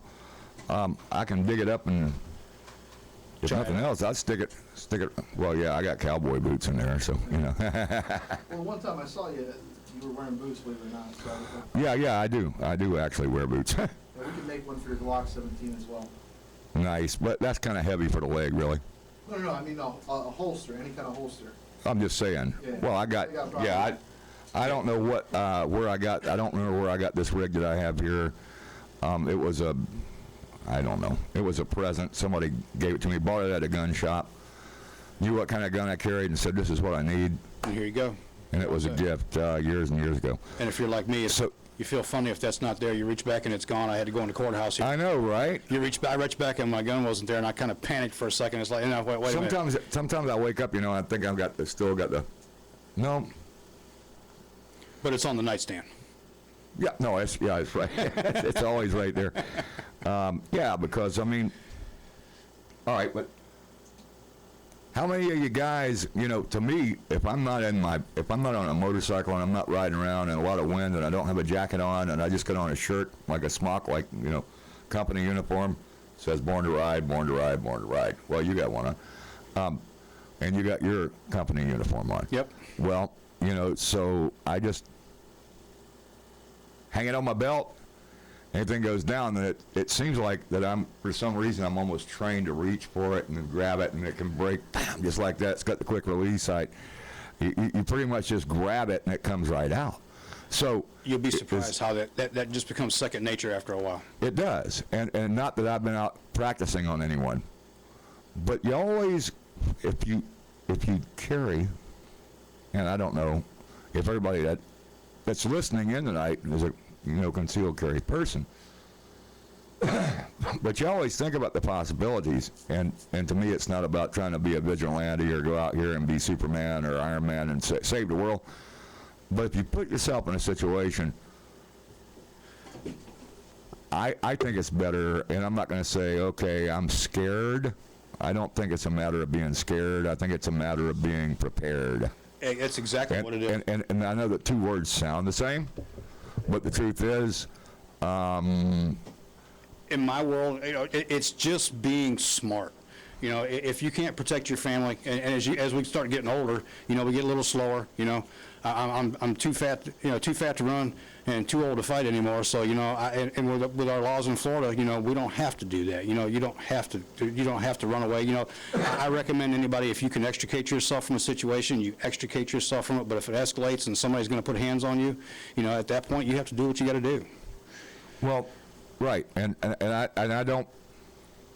Yeah, and I'm not trying to say that I believe in vigilante acts or anything like that, or trying to be a superhero, but in the manner of, I think the whole thing about the concealed carry thing, and one of the things that I wanted to discuss with you guys tonight is because this came up on the phone today, or in a conversation today with someone that, really you don't even have to have a permit to have one in your house. You still have that right. Castle doctrine kind of a thing. Or in your glove box, as long as it's locked. From what I heard, I don't know. But you might want to expound on the law, and I know that Jackal's an expert on that law, and I'm sure because of the business you're in, you probably know pretty much all of it yourself. I don't profess to be 100% up on the laws. It's smart if you are going to carry. There's a book out most places when you go get your CWP permit. It's on the Florida statutes and the Florida laws, and it is smart just to pick that book up and read through it. Make sure you know what you can do, you can't do. Basically it states that you have to be in fear of your life. You have to be someone, in fear that they're going to kill you. For self-defense, or whatever. I'm not talking about that. I'm saying just in order for a person to own and possess a gun, such as just maybe like this little 38, or how about this? So you got a gun in your house, but you don't have a permit, but you don't carry it outside your house, so that's still legal. Absolutely. Yeah. So this radio show is international, I believe, right? It's worldwide. Worldwide. Yeah. Okay. So in Florida, we have different rules. In North Carolina, there'd be different rules. In Georgia, there's different rules. In North Carolina, you have to have a pistol permit to actually go and buy a pistol, and I think you have to get permission from either the magistrate, I think that's what they call judges, and then the sheriff or local sheriff, and they actually issue you a permit to buy a pistol. Now, as far as a long gun, I'm pretty sure you don't need a pistol permit for a long gun because it kind of says it in the name. But in different states, there's different laws. So what I would suggest that anybody that carries a firearm or buys a firearm is check the local shops. They're probably going to be a little bit more knowledgeable with the laws in that area, opposed to me in Florida.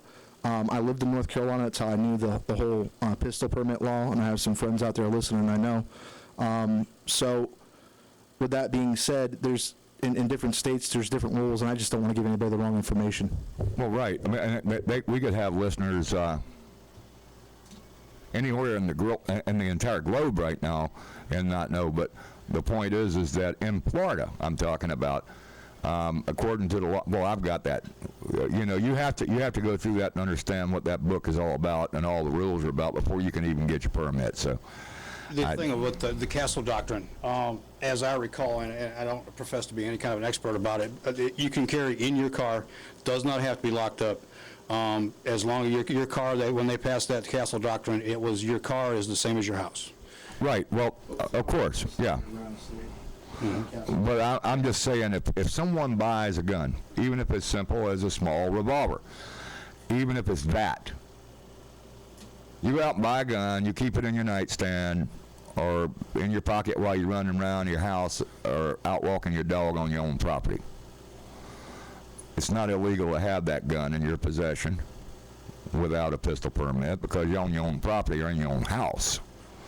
Now, I don't want to get into the stand your ground crap and how that's been, everybody's trying to say, well, I was in fear of my life, so let's have a real threat and not, you know, just some popcorn or something. But my point is that you can have something like this and leave it in your nightstand and feel protected and not have to worry. Only one thing you can't do, you can't be a convicted felon and own a firearm. I know that. That's the law. Sorry about your luck. So if you go to a gun shop and you fill out what's known as a 4473 in NCIC, that's a national database, I believe, gives you permission to information, or whatever it is. Yeah, I got it. If they give you permission to own a firearm, then in your dwelling, whether it be in your home or even in your office, place of business, if you're the owner of that dwelling, you have the right to carry a firearm. And I know that's the rule down here in Florida. I was trying to tell Ron that he could actually walk around Born to Ride, you know, in his facility with a firearm, because that's one of the questions he asked me. Right, in my business I used to do that. Yeah. With the same kind of rig. I had a little, you know, a little thing I put on my belt. Yeah. So it's the same philosophy. Like a tattoo parlor, there's a lot of places that you'll go, and especially cash businesses like tattoo places. If you go to get some ink done, the guy's probably, you know, strapped. Convenience store owners, especially down here in Florida, you mess around and rob somebody for some lottery tickets, you might not walk away from it. Yeah, I've been, yeah, like I said, I'm kind of like a news junkie guy, you know, and I've been looking at all this news, and I see these people go in, they're fools. A lot of people go in with knives, baseball bats. Some of them go in with guns. I remember a couple of the little news stories that I saw where, you know, they got the tables turned on them by the shop operator, maybe not the owner, but the person that was on duty that night. And they literally, like, hey, look at this. And then the other guys go, ah! And those are supposed to be the bad guys that are robbing you. So you tell me. Several cases of a guy being in line at the store. There was one here not long ago. The guy was in line at the store. A guy runs in to rob the store, and the guy kind of ended up being an off-duty police officer. He came back and made a little circle around and shot the guy. You know, just that quick, that easy. Right, but I think that's the other part of the law that it's not a gray area to me, but you can explain to the viewers. You know, you are allowed to use your concealed carry weapon or your weapon that you legally possess and carry via the state of Florida law to prevent the commission of a felony. Yes. That's part of the rule. Yeah. And, I mean, if you see something going down, you know somebody's going to get hurt or lives are in danger or someone's getting raped, robbed, or otherwise molested, you have the right in this state. And I tell a lot of folks, too, you know, that's the worst, the last thing that I ever want to have to do. You know, you never want to have to do that, but you know what? I don't think you want to, you know, you don't want to play amateur cop. No. And nobody ever wants to do that. But if someone puts me in that situation, you know, I'll do what I got to do. Well, that, or if they put you in that situation as if they were going to come after you, or your family members, or any people that are with you, and it's absolutely it's not a good idea. Sorry, guys. No. This is Florida. I always make the joke and call it the gunshine state and all that, but pretty much everybody down here carries. I don't care whether they get a permit or not. That's one of the things, too, that it's proven fact that the more liberal the gun laws are, as far as being, easy gun laws, we'll call it, the crime rates go down. Oh, well, great. Brought me to my favorite point. How do you feel about open carry? I'm not a big fan. Okay. The reason being, I don't want anybody to know that doesn't know me to know I have a weapon. I want that element of surprise. If I have to use that, and then it makes you, in my opinion, it makes you a target.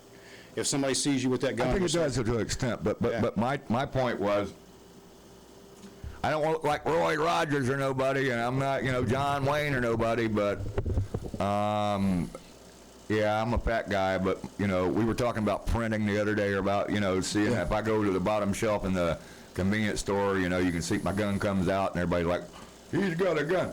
Does that mean you should fear me? No. Don't fear me because I carry. But man, to me, you go to Texas, and you get a cup of coffee somewhere, you're sitting at the diner, and there's 5 people over there, and you say, oh, look, real cowboys, they all got guns on their belt. Well, whatever, man. I mean, but I like the idea for a point for 1 minute, and that point is, don't mess with Bubba. He's got a pistol. That's the way I look at it.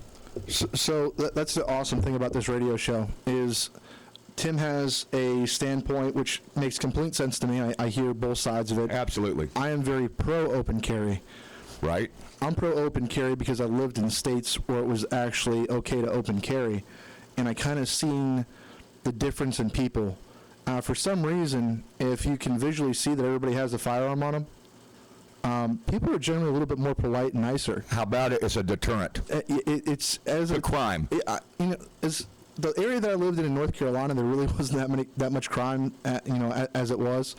But I wouldn't, if I was a criminal and I knew that the gas station clerks were carrying Glocks and the storage boy in the back, Sig Sauer. Yeah, he's got a I Sig. got me a big bad 45. Yeah, I'm probably not going to rob that store, opposed to let's roll the dice and take the chances. Well, I know, and when I had friends that owned pawn shops and stuff like that. Well, these guys carry with their pistol, right? Every pawn. I've never been at a pawn shop where somebody wasn't wearing a gun. No, and there's a reason why, because people think, well, this is where I'm going to get me some money, but I'm going to get it with this. Well, you're not going to go into a pawn shop and get it with this, because the owner of that pawn shop, the operator of that pawn shop, got one of these or bigger, or like my homeless pistol over here. They got something over there, and they are going to nail your butt. That's it.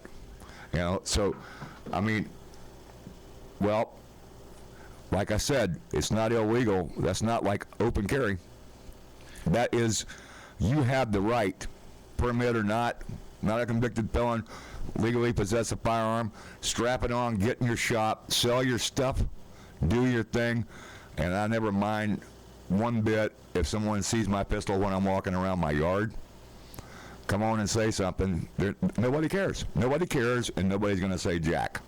I had just moved into a new house not too long ago, and my wife was out in the yard working, and she bent over, and her shirt rode up, and her gun was showing, and she could hear the neighbors talking. Oh, wow, look at that little gal. Well, she got a big gun. And now, but they all look at us like we're the protectors of the neighborhood. Sure. They're all like, we know if anything gets bad, we're coming to your house. But your neighbors, should probably know that. And I'm not. I don't know. How can I say this? I think that it's okay to be a protector. It's okay to be a saint. It's okay to believe, but it's not okay to just I'm just carrying this around so I can intimidate Joe. I don't like him. He's my neighbor. That's not why you do it. Not at all. No, and all my neighbors that know me see me with the thing, and they still wave at me. They don't go run and hide. Oh, no, none of ours do. We're You know, all I our mean, neighbors, we have a real tight-knit little group where we live at, and they all know. And, they see me coming into our house where I'm going to a match, I'm coming out with rifle cases and shotgun cases and stuff. Well, yeah, but I don't know. I'm not trying to use the word sexy, but, it's like if you said, oh, your wife goes out in the yard, she bends over, and then she's got a pistol in her pants. And it's like everybody's like, oh, man, you see Tim's wife out there? She's bent over. What a nice gun. And then I'm like, really, man? Come on. But I like that. That to me, it's a true story, and it's hilarious. Yeah. I believe there's nothing sexier than a woman with a gun, but to go back to the... until one of them shoots your ass. Yeah, I like the dangerous chicks. Right. But it's like the biker community, right? Certain bike clubs have stigmatism from back in the day, just like open carry has a stigmatism to it from back in the day with the cowboys and the open carry and stuff like that. Well, that was an eye disorder. Yeah, but if you look at the states that have open carry, generally the crimes in those states are a lot lower, or the crime rate for robbery and certain things are a lot lower. Look at Texas, for instance. I know that we brought that up. They had terrorist attacks that were stopped almost instantaneously because of well-armed citizens. Well, and I've been to Texas, and matter of fact, I got caught in the floods out there about 10 years ago. Well, 15 years ago, whenever it was. And I was out in Texas, and, it is kind of funny. At that time, they still had open carry. I don't remember how many years ago it was, but they still had open carry. But the funny thing, I hardly saw anybody doing it. And I'm like, okay, it's good to have that law. And But if you don't exercise your rights. But, well, I think that people were exercising their rights, but I also think that not everyone does, and I don't think it's for everybody. Jackal, Tim, you tell me. I don't know. So one of the cool things about you bringing that up is I have a friend named Scott Chemis, and I think Tim, we have a mutual friend. And Scott kind of used me one time to go up and do his hunting cabbing up in Georgia. Well, Georgia's an open carry state. I didn't know that, and I'm from there. Yeah, so some of the things that people do, like if you go to an in-town place, like you have your hunt and feed stores and all that stuff, it's frowned upon to open carry in the town. It's legal, but most of the people exercise their right to conceal carry. So when you have an open carry law, it doesn't abolish the concealed carry law, and I don't know why people think that way. It doesn't. So you can actually still conceal carry your firearm. It's just you have an option. I'm one of those kind of guys, I want the option. If it's a neighborhood that maybe people will frown upon an open carry, then have the option to throw your shirt over it. And yeah, but I think I dress like this, open carry or not. Yeah. But the only other thing, and I've never been law enforcement, or no one's ever said anything, and I've never had a comment from a store clerk or a person in line or at the grocery store or anything when I bend over and get something, or if I put something up on my belt and my gun sticks out of my bottom of my shirt a little bit. Nobody's ever said, he's got a gun, he's got a gun, he's got a gun. No, never happened. And I don't think, to me it's like, I can assure you that if there was an open carry in the state of Florida, which they're trying to pass anyway, that I don't think a lot of people would do it because, I've been in Texas and I've seen it, and it's kind of cool, yeah, you might be able to, but if I remember correctly, you can't even carry it in a saloon anymore. Yeah. Because that's like, the shootout at the OK Corral and, all this other crap. Anyway, the point is that, we know we don't pack to go to the local tavern. Yeah. Right, not on your belt, not whatever. Anyway, if you own the local tavern, that's a whole different ballgame. I did that. I didn't keep it on my belt, but I always have. But I'd never, when I had a tavern. But I'm just saying, for me, I'd like to see open carry come to Florida. Yeah. For whatever that is, and I think that way you wouldn't get like a misdemeanor ticket for your gun coming out the bottom of your shirt when you're going to get the bag of Kit Kats off the bottom shelf or whatever, right? Yeah.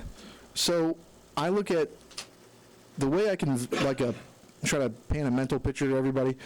I go into bars sometimes where they have like a no club rule. I don't know if you've ever been to one of those facilities. I have no colors. Yeah. So you walk in. You know my history, man. Yeah, you walk in. If you take your cut off, you walk in the bar. Now, everybody has their cutoffs, but you still know that there's people in that bar that belong to a club. Well, the same thing with open carry and having a firearm. You're walking down the street, you might not see everybody that has a firearm, but you just know people, especially in this state. You know people's got guns. What I said, and not everybody is legitimately carrying either. So, you know, you got to deal with that. So, is it the crooks or is it the good guys? You never know. That's just it. You never know. And without knowing, like I said, hey, criminals, you listening? I know you are, because everybody's like, that Craig Moorhead, he's a criminal. Anyway,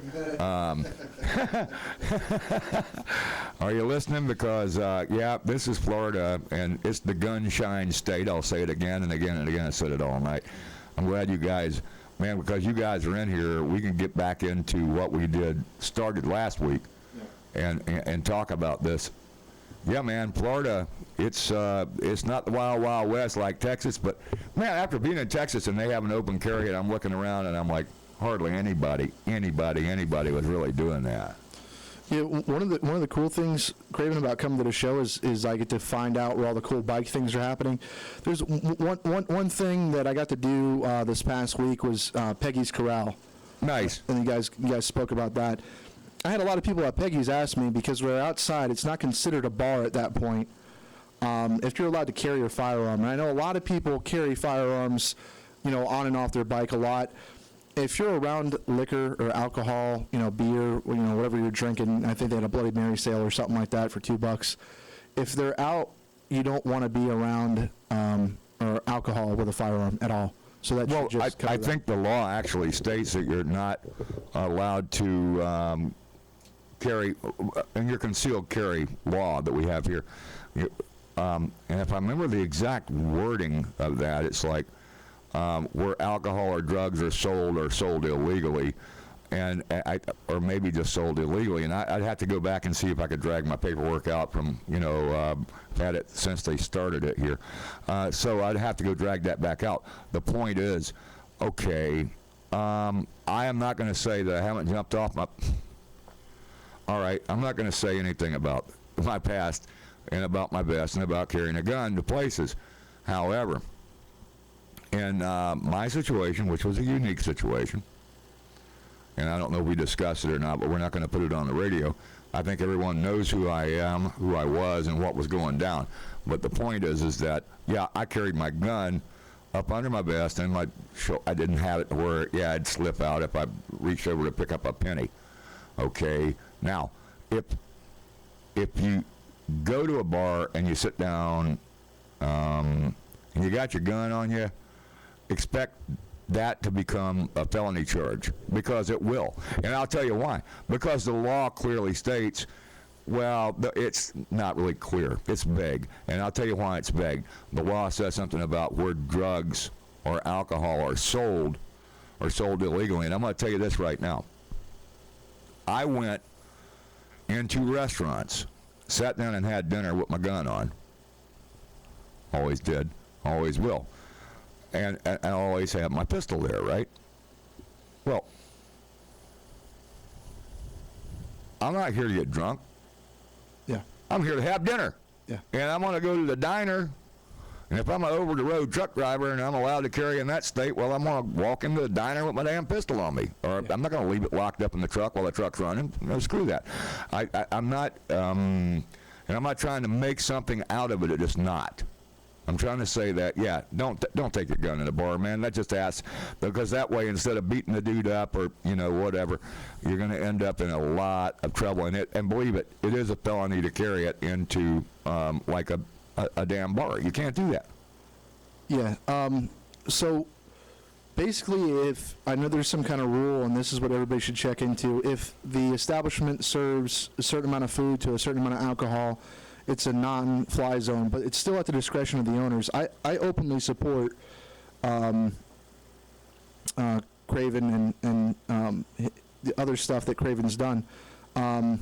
With that being said, there's certain places that even, you know, if you go with a group of guys, you don't want to put yourself in a situation that'll lead to bad things in the future. You know, I don't know if anybody knows or has met Craven personally, but he's an awesome guy. I find stuff about this guy every day that he does differently. besides being on the motorcycle and doing the radio show, apparently the guy played in a band. He's got guitars all over this place. He can do a lot of electronic stuff. So, like, there's a lot of stuff, and I'm sure Craven's very knowledgeable when it comes to certain things. And this is one of the things that Craven, knows a lot about. Do not go into certain places with a firearm. You'll get in trouble. And you will. And I'm telling you right now, the way that the law looks at it, if you were in there undetected, that's one thing. But if there's some sort of an altercation and you brandish a weapon for any reason, or if someone sees you with it, let's say law enforcement's called, I don't care who you are, what you are, it's a damn felony, and you're done. Yep. And then you have no gun rights at all when you get charged. Right, because once you get convicted of it, or, well, even charged with it in a lot of cases, yeah, exactly. You're done. So what, you want to keep your freedoms, or you want to be smart, or how do you want to do it? Open carry's not going to fix that, because you still can't go in the saloon with an open carry. Yeah, bars are a no-go. Actually, one of the reasons why I got my phone out tonight is I'm waiting for Craven to tell me what's going to be cool the next couple places. They got an AM/FM vet thing going on. Did you ever get to do that PT boat thing, by the way? I didn't go over there yet. You didn't go over there yet? Well, no, I mean, yeah, and I had that on here. That's like April the 1st or something, I think, or 1st or the 5th or something like that. I'll have to get, hey, oh, I got a line. Judy, call me in. Judy, yeah, she usually calls in, but maybe not tonight. That was one of the things, yeah, over at the AMVETS over here, that's, I don't know. They said I could come back. I mean, I was up there going with the gun, but inside the boat. But I've been known to do worse than that, man. Come on, really. So. But I mean, I got a pretty big career and a pretty big reputation, but I'm not stupid. That's the whole thing. And you can't sit at the bar with your gun hanging out and expect to get away with it. Well, and you just got to use your common sense, or just be smart about things, and kind of just think about what you're doing. Think about being a good representative for the gun community. You don't ever want to do anything that sheds us in a bad light in any way, shape, or form. We have enough bad publicity. Well, I'm sorry, but the gun community is pretty much every citizen in the state of Florida. This is true.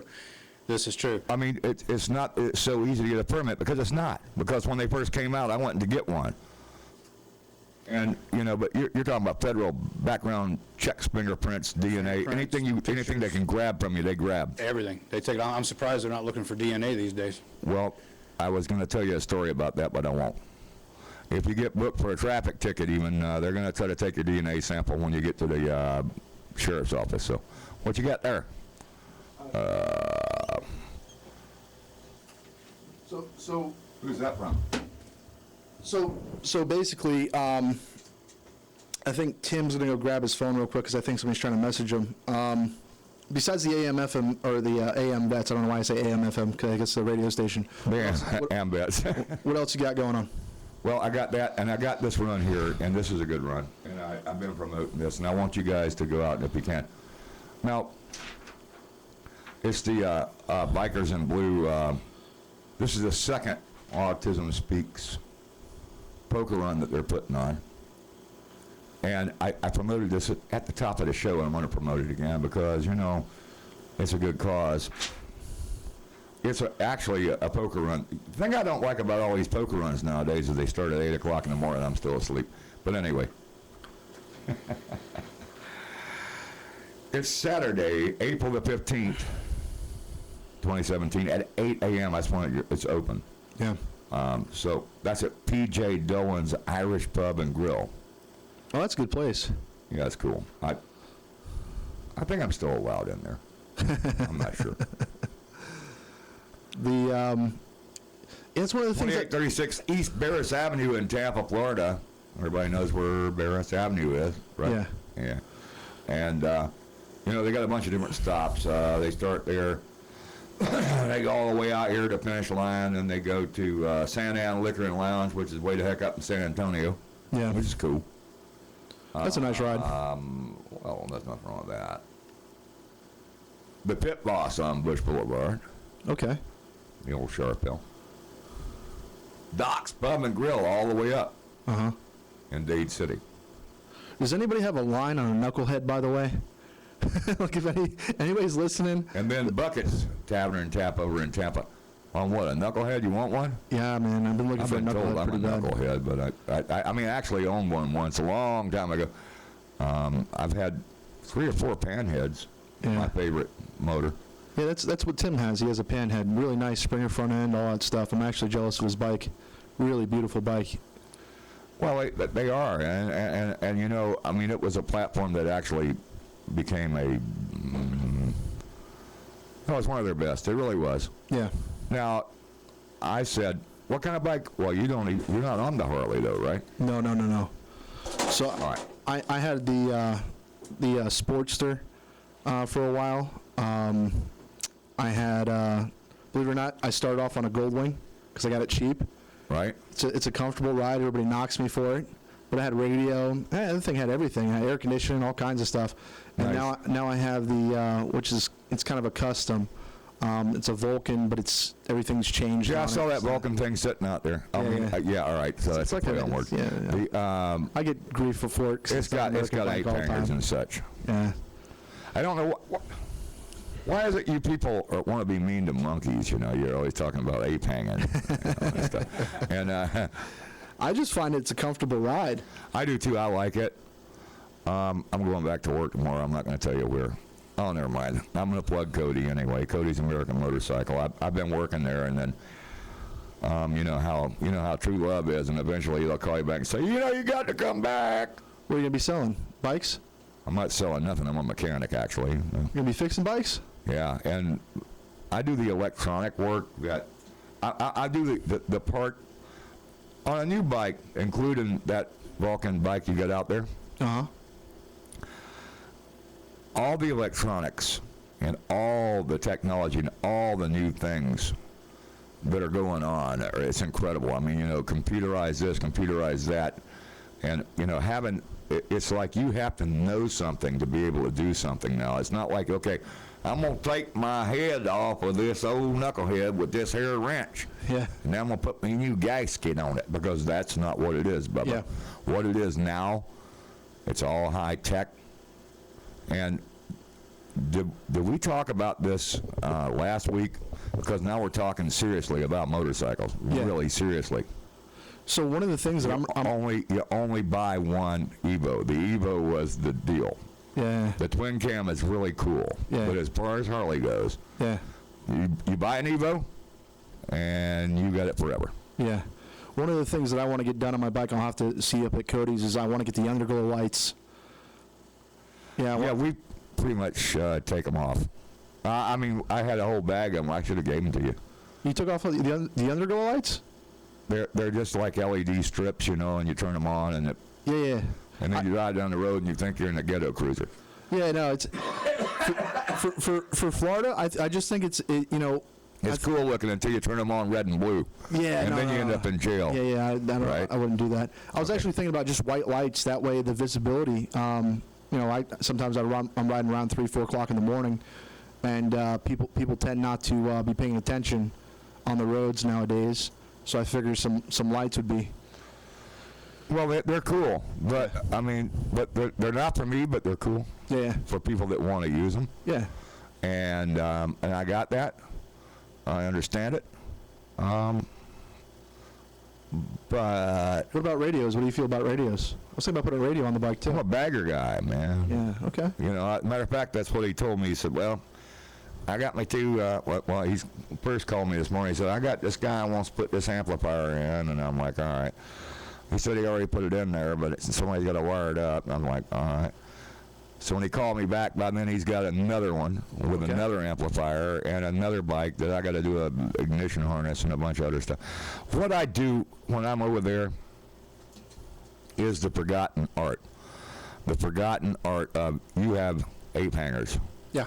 Your stock harness will not fit. Correct. Unless you spend an enormous amount of money. To have somebody give you a retrofit harness to fit those bars. Yeah. I'm the guy that builds them. Yeah. and I build them the right way.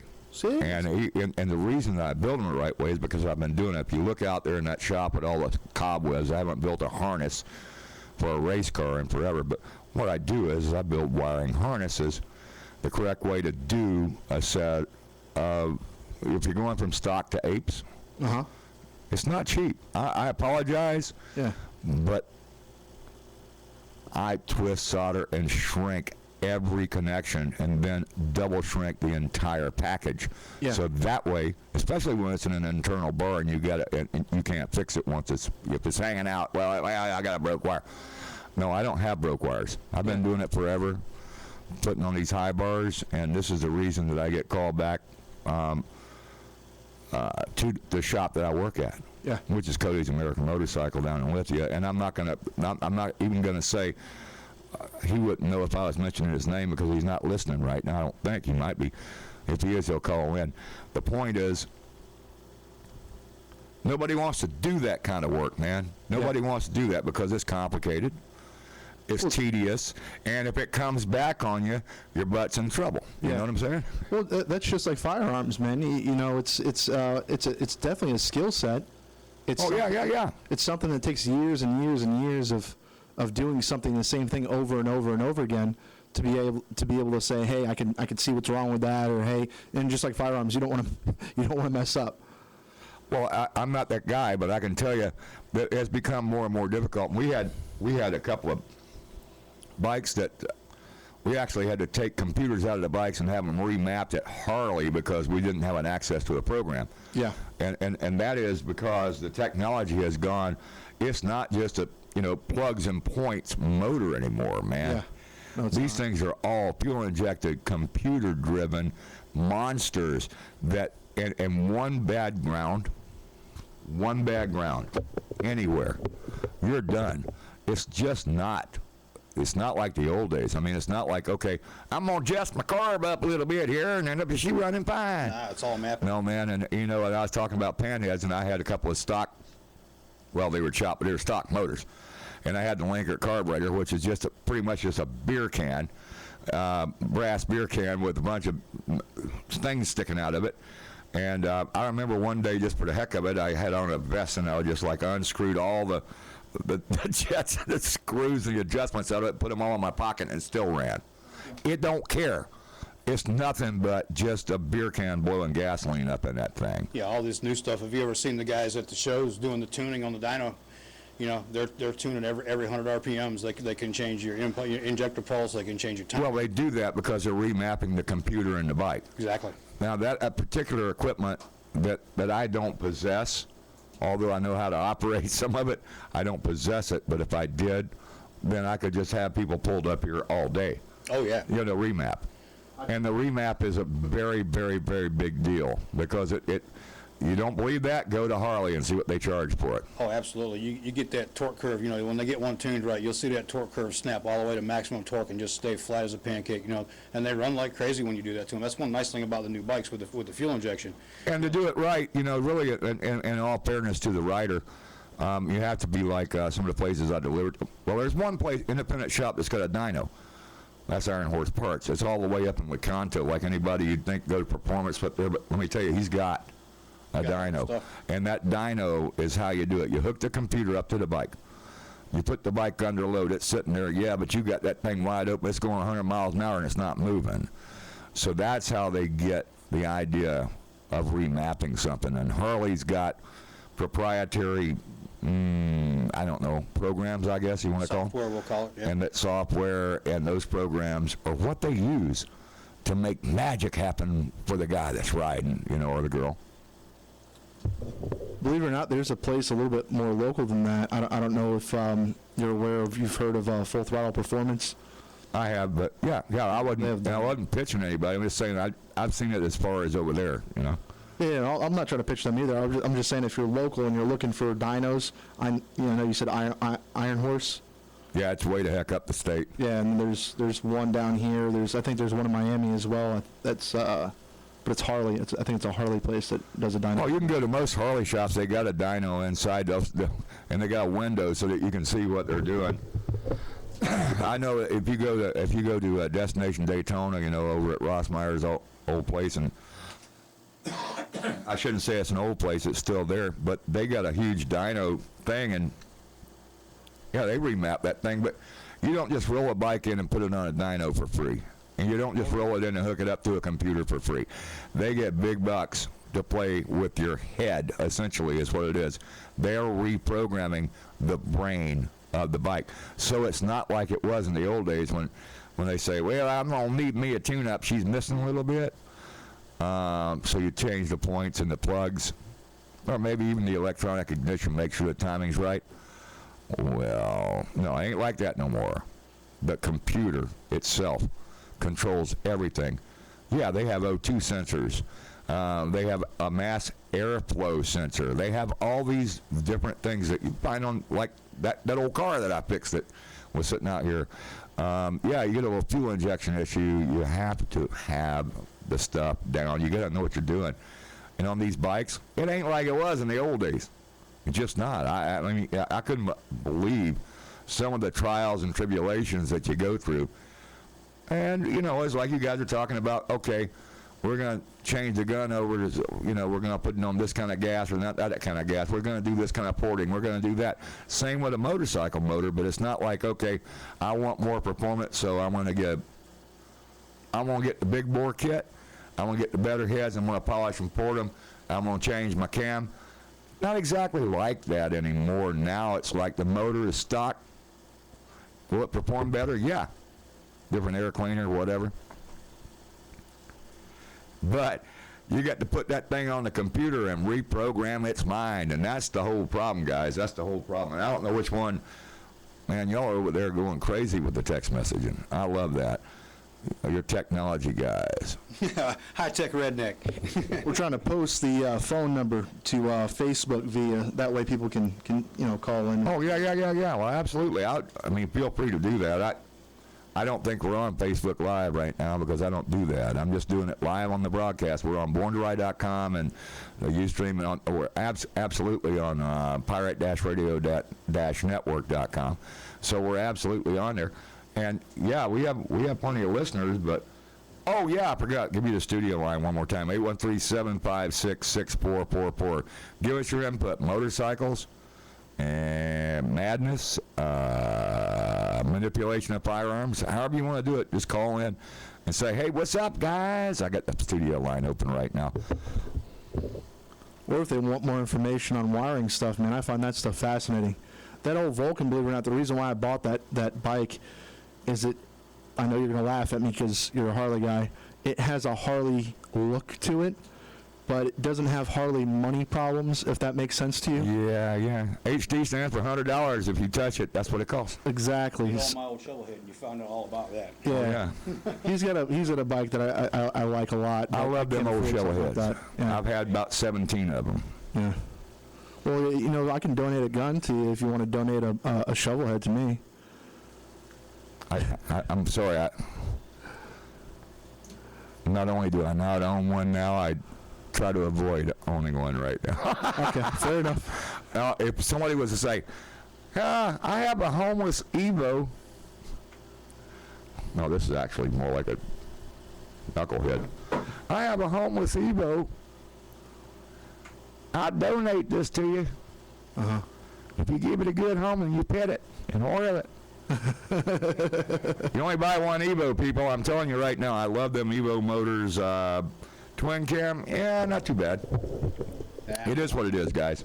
Big fan of the 88s with the 5-speed. I think that's the best one they've ever built. I think so. And for some reason, I'm not going to disagree about anything that in the platform. My twin cams that I've had, fantastic bike. I'm not saying they're not. I'm just saying I preferred the only thing about an Evo is inexpensive too. Inexpensive to repair. Nice custom. You can get a brand new Evo motor these days and transmission and drive and build your own bike, and it's not all that big a deal. It's actually pretty easy. Aftermarket, but I was talking about just the original, even the Harley stuff, even back then the platform, the way it was, the parts aren't really that expensive comparatively. Yeah, exactly. I was doing some custom trike stuff here a few years back And that's what we were doing. We were just getting parts. We could buy a brand new Harley Evo motor in the crate, and they were like $3,500 for a brand. Yeah, the Harley crate motor. Yeah. I remember that. And they made a nice platform. Made a good place to start. And it's something that's sustainable. Yes. And I believe it's sustainable. And I mean, it's going to be going on forever. It's like you're talking about shovel heads. Well, they're still kicking. Well, the motor company, in all their wisdom and grand wisdom, has pretty much discontinued any kind of replacement parts that you would ever need for a stock shovel head configuration, so all the aftermarket people jumped in on it. And you got a bunch of them that are out there, and I'm not going to mention, like Jim's and all the other guys that make these things, that make the parts, because Harley's like, you go in there and just try to get an O-ring for the push rod tube, and they're going to be like, that's an obsolete part, bud. You might be able to go over here to Billy Bob's Biker Shop. He probably got some over there made in China. That's exactly where they're at. I was up in Tennessee with my shovel head a while back, and it was about time for an oil change. I whip in the Harley shop. All I needed was an oil filter, and they looked at me like I was from Mars. Kind of ticked me off a little bit. I'm like, this is one of your bikes, but they don't want to. Did you have the canister one? Yeah, I've got the canister one. Well, the only way you're going to get that is going through some of the aftermarket places, because they're just not. They don't do it anymore. No, that's what the guy told me. They don't stock any parts. They don't do anything for it anymore. And they're not going to do it. But I know right where they are on the shelf. And if I end up with a shovel head on the lift tomorrow, and they say, well, you got to have an oil change, I just go over there and grab one of them things and put it in there. But they don't come from Harley, because you can't go to the Harley-Davidson Motor Company dealership and buy those obsolete parts. Now, what I fear is within the next 2-3 years, they're going to obsolete everything on the Evo. But I'm a big believer in the Evo. And I like that platform. I think it's going to last forever. I think so. That was Harley's. I think that was one of their best achievements when they went to the Evo in '84. That was just such a step up. If you've ever had one of them old shovel head motors apart, it's brass bushings inside. There's one bearing. No, I've had 7 or 8 of them shovel heads, maybe more. And believe me, I've had them all apart. Because if you had a shovel, if you don't think that, and there's another thing that I used to have friends ride behind me to pick up the things that fell off the damn thing. Loctite is a wonderful thing. Well, yeah, but you got to know how to use it. I mean, Loctite ain't the cure for everything, and neither is safety wire. But, there's issues out there, and a lot of them are, I don't know, I'm just riding down the road and something fell off. A lot of vibration in it, unless you have your motor balanced, and even after you have it balanced, sorry, but it's still a lot of... It's still, mine above 3,500 RPMs, it shakes to beat the band. You keep it down low in the RPM, keep it down in the low end, it's pretty smooth going down the road, but you twist it up and it shakes. Well, I don't know how y'all ride, but if I'm going at all, I'm going wide open pretty much, so, yeah. And for some reason, like I say, the Evos seem to handle that better. Now, I did have base gasket issues a lot. And I did have, the rocker box is a 3-piece outfit with all different kind of gaskets and that particular configuration, it pays to buy the good gaskets and not the cheap O-rings and the cheap stuff. Always buy the good stuff. If you can get the Harleys, matter of fact, I believe Harley still got them right now. Nothing's worse than going to a motor company dealership and ask for some gaskets, and they hand you some aftermarket stuff. Yeah, it's not the factory stuff. That kind of just turned me off a little bit, but I'm not saying that ever happened. I'm just saying that it does. And I'm not going to mention the shops and that, because, Harley's one of our big, I don't know, sponsors, backers, or whatever you want to say about us. It is what it is. I don't have an issue with it. I just think that you only buy one Evo, because you can always get replacement parts. Whether they're aftermarket, whether they're a motor company, no matter what, you can always get the parts. Someone will tool up and start making them. If there's a market, some guys like me, that sees a niche for something, they're going to tool up and they're going to make the parts. If there's a market for them, they'll make them. Well, there's always going to be a market for that. Because, like I say, I don't think they made more of those motorcycles, that motor, than they did anything, I believe. And I believe it's going to live on. And yeah, there's plenty of aftermarket stuff. I just like to see the motor company act right sometimes. Go ahead. You're on. Go ahead. You're on. The cool thing about the Vulcan is I've had that bike now for about 7 months, and I don't think I've had to fix anything. The only thing I've done to that bike is just upgrade it. That's one of the cool things about buying those bikes. I know everybody's like American made. The next bike I get is going to be an American made bike. It's just going to cost me a little bit more. Well, you know,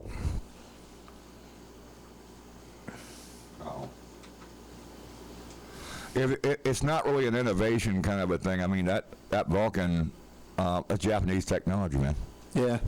Well, I think what I'm going to end up doing is I'm probably going to go to Burt's Barracuda and see Rob or something and see if I can trade in that Vulcan and get me into something a little bit nicer, like a night train. I like the big light, and the visibility thing, like I was going back to in Florida. You kind of want to be as big as possible here. Sport bikes, man. I got buddies, that ride sport bikes, and a lot of guys that go to gun ranges nowadays are sport bike guys. I just don't see myself. I'm too big. I like cheeseburgers too much and sweet tea, so I can't get on a sports bike. Yeah, I can't do it. I ride around the block on one of those things, and my back's killing me. I want something nice and comfy. Yeah. I got nice big old beach bars on my shovel and kick my feet back, and it's kind of like sitting in your lazy boy in your living room. Yeah, I could fall asleep on my bike. It's that comfortable. That's a cool bike, man. All right, I want to take a break. It's time. We'll be right back with Born to Ride Radio and play some music here. Watch. Perfume lingers on my skin, always leaves me thirsting for more. I said I was. It don't take much at all to make me 10 feet tall. She's a lot like whiskey, just a taste stays with me, strong enough to wake me and take me through the day. She's inside my senses, she's my one addiction. I can't put it down and walk away. She's a lot like whiskey.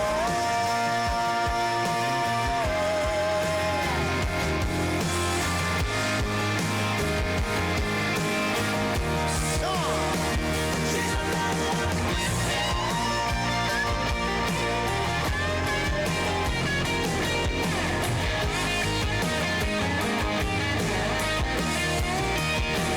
She's a lot like whiskey, just a taste stays with me, strong enough to wake me and take me through the day. She's inside my senses, she's my one addiction. I can't put it down and walk away. She's a lot like whiskey.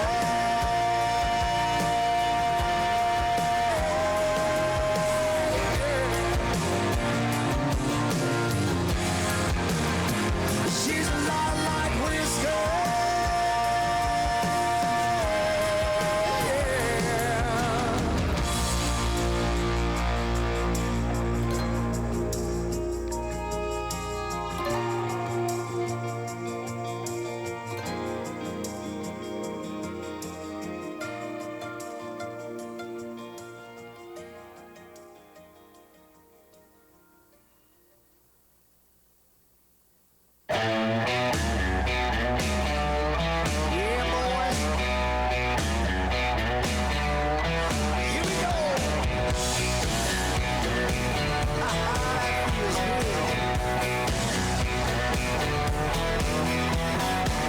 Nailing the shingles on the roof of this house where the man says it's 108. The sweat soaking off the back of my shirt. I'm as thirsty as this red dirt clay. It's Friday night, almost quitting time, and the boys wanna have some fun. They like to kick back with a nice cold draft and an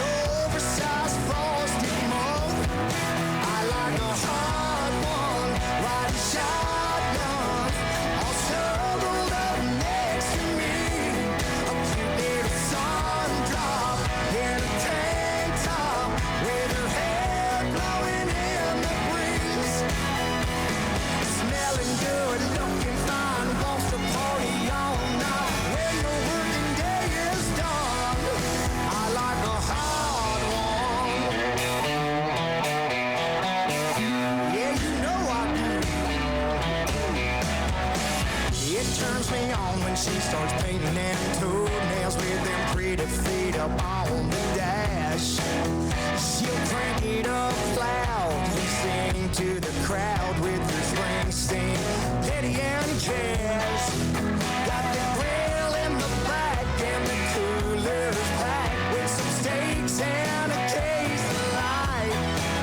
I ain't worried at all if the temperature falls and it gets a little cold tonight.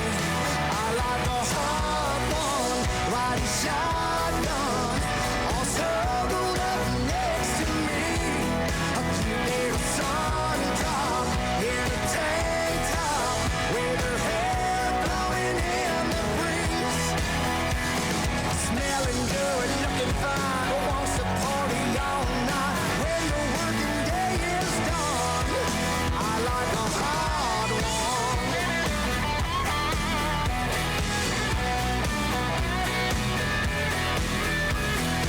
She starts a fire every time we kiss and touches me with those fingertips. Ain't never letting go of this. I like a hard one, riding shotguns, all snuggled up next to me. A cute little sun drop in a tank top with her hair blowing in the breeze. Smelling good, looking fine, wants to party all night when the working day is done. Yeah, I like a hard one. Yeah, I like a hard one. Hard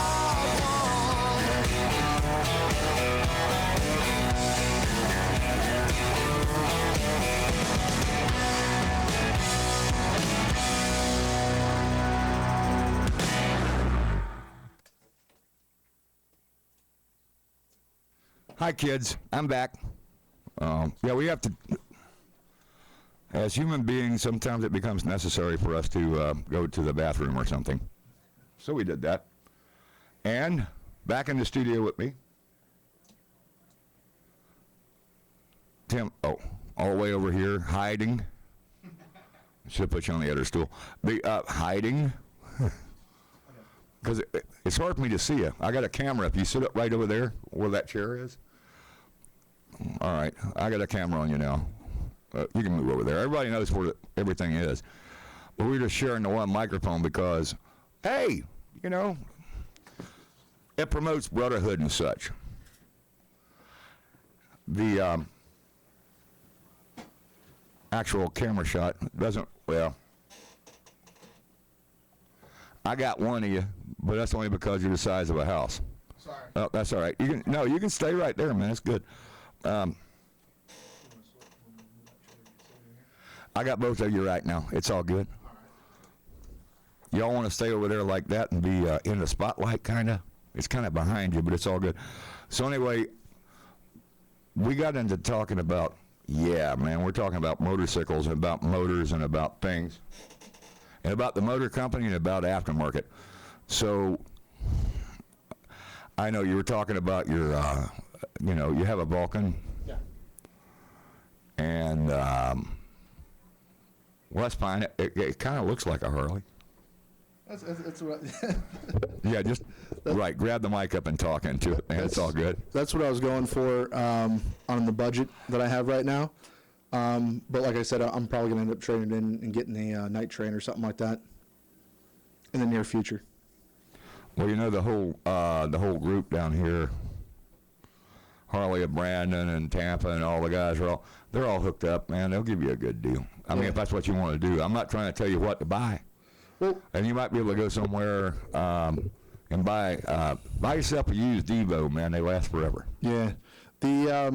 I saw an ad in the magazine for Burt's, so I'm probably going to go to Burt's and see that Rob guy over at Barracuda Harley or something like that. Yeah, I'm there at least once a month, and they're nice people over there. They really are. Yeah. So, the Evo,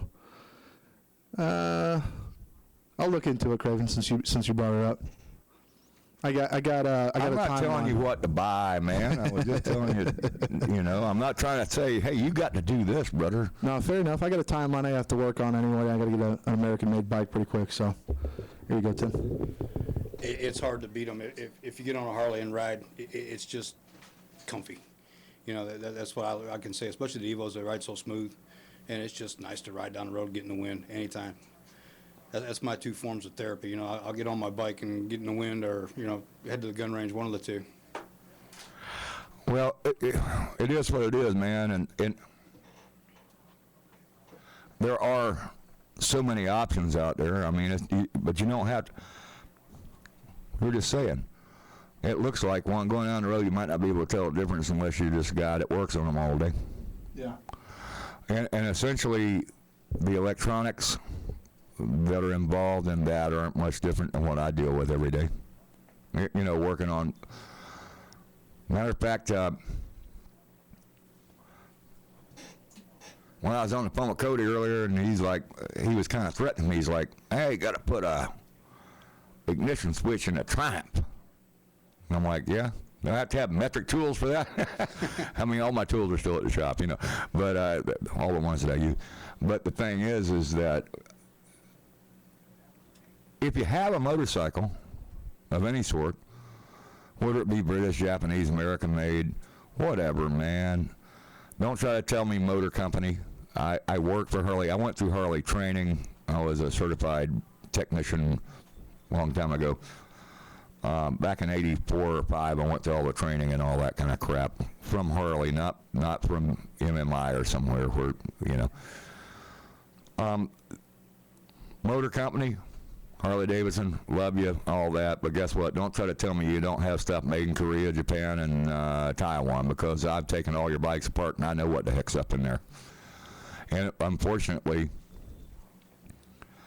with Harley-Davidson and every other company, they're trying to get the cheapest outsourcing they can get.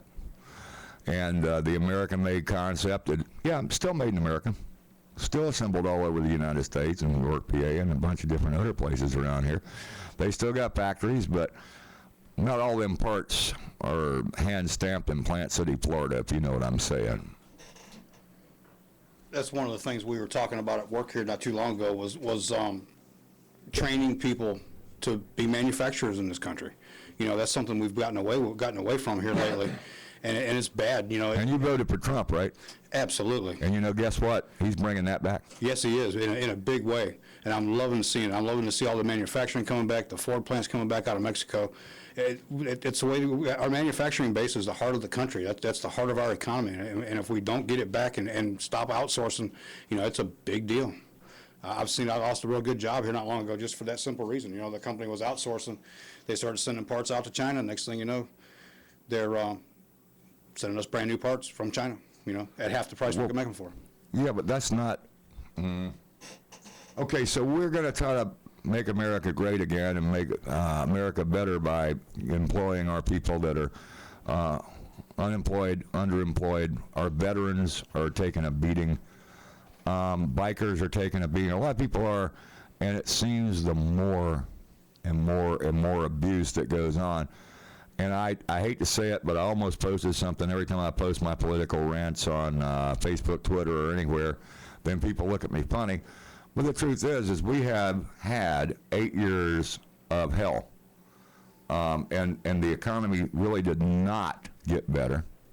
Oh, no. The economy went, I had a lot of property, a lot of stuff that I lost behind all this market crash on the real estate. Well, anyway, let's not talk about the good. The good stuff is now it's getting better. Yes. The bad stuff, let's forget about, because here's Trump. He's out there and he's trying to make something happen.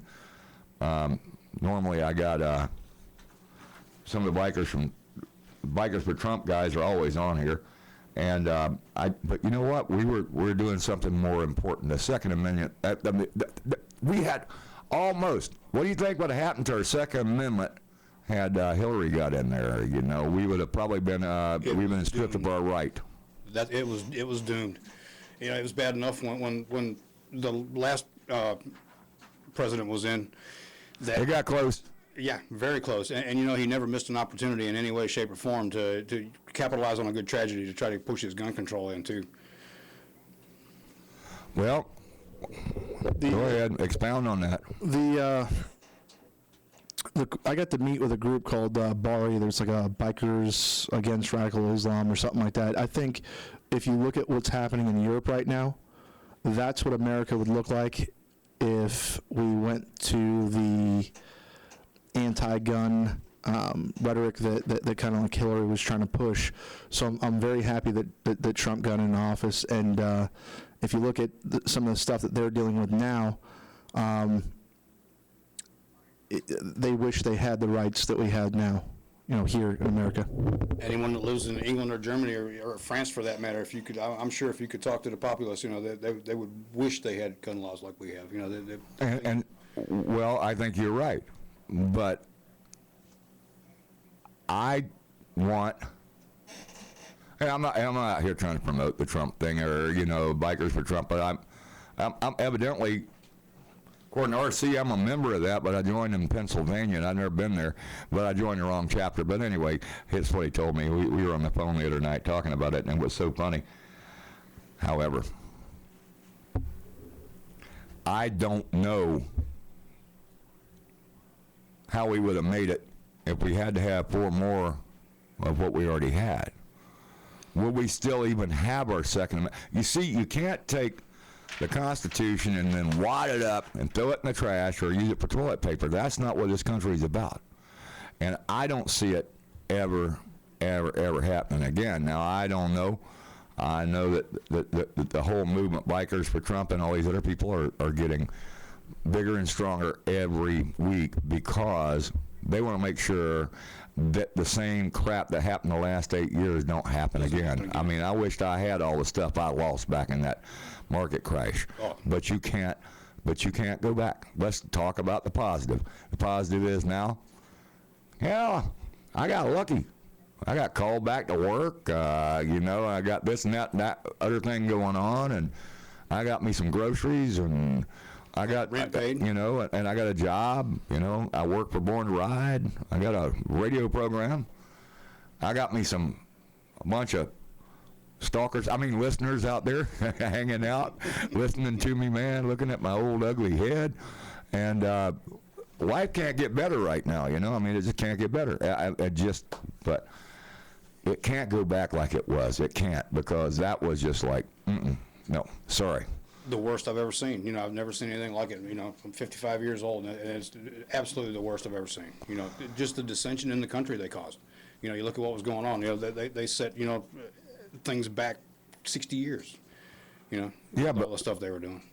I never thought I would see what I saw as American citizens out there protesting against our new president. That's wrong.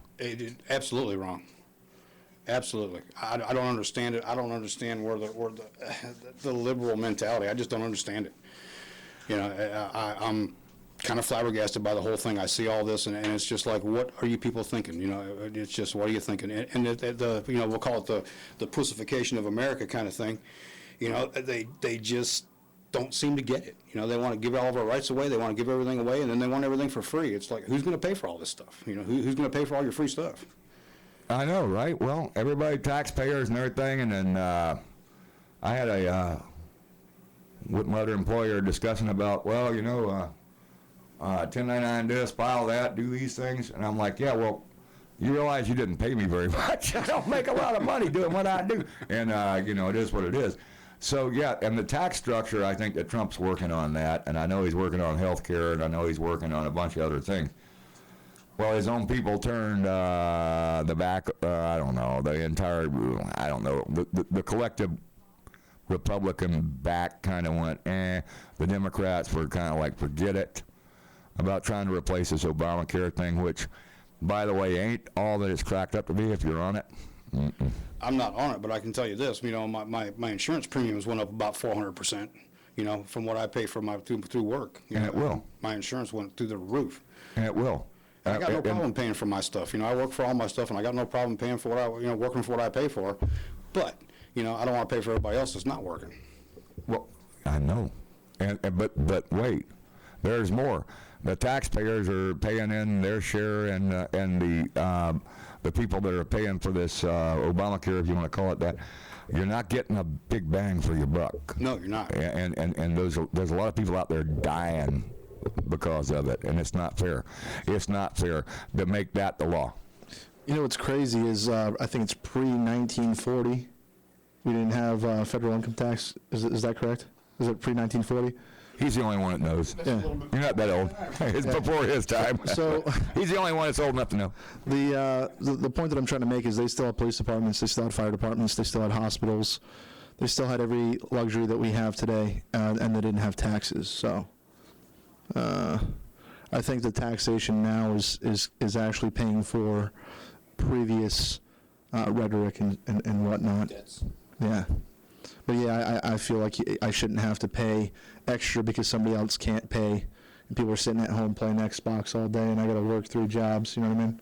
Doesn't make sense. Hey man, what do you mean? I don't know what else to do but play Xbox. Oh wait, sorry. I mean, I don't know what else to do but play Xbox. Hang on, I got from a chick. No, not really, because I don't do the video game thing. That's what I got all this stuff for, right? Now and I have my adopted guns that are homeless, and I have the homeless shelter for unwanted firearms right here. I clean them out, polish them, I pet them, and they have a happy home. And hopefully they don't. This is a nice piece, by the way.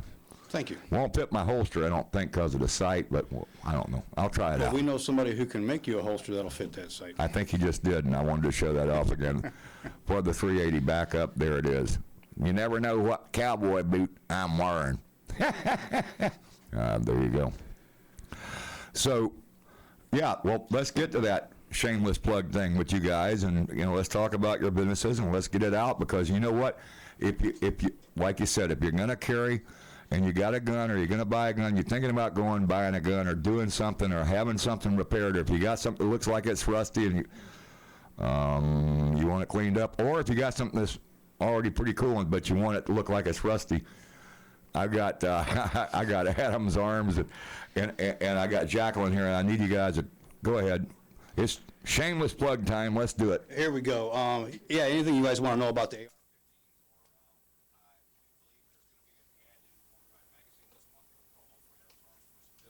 Nice. I heard that.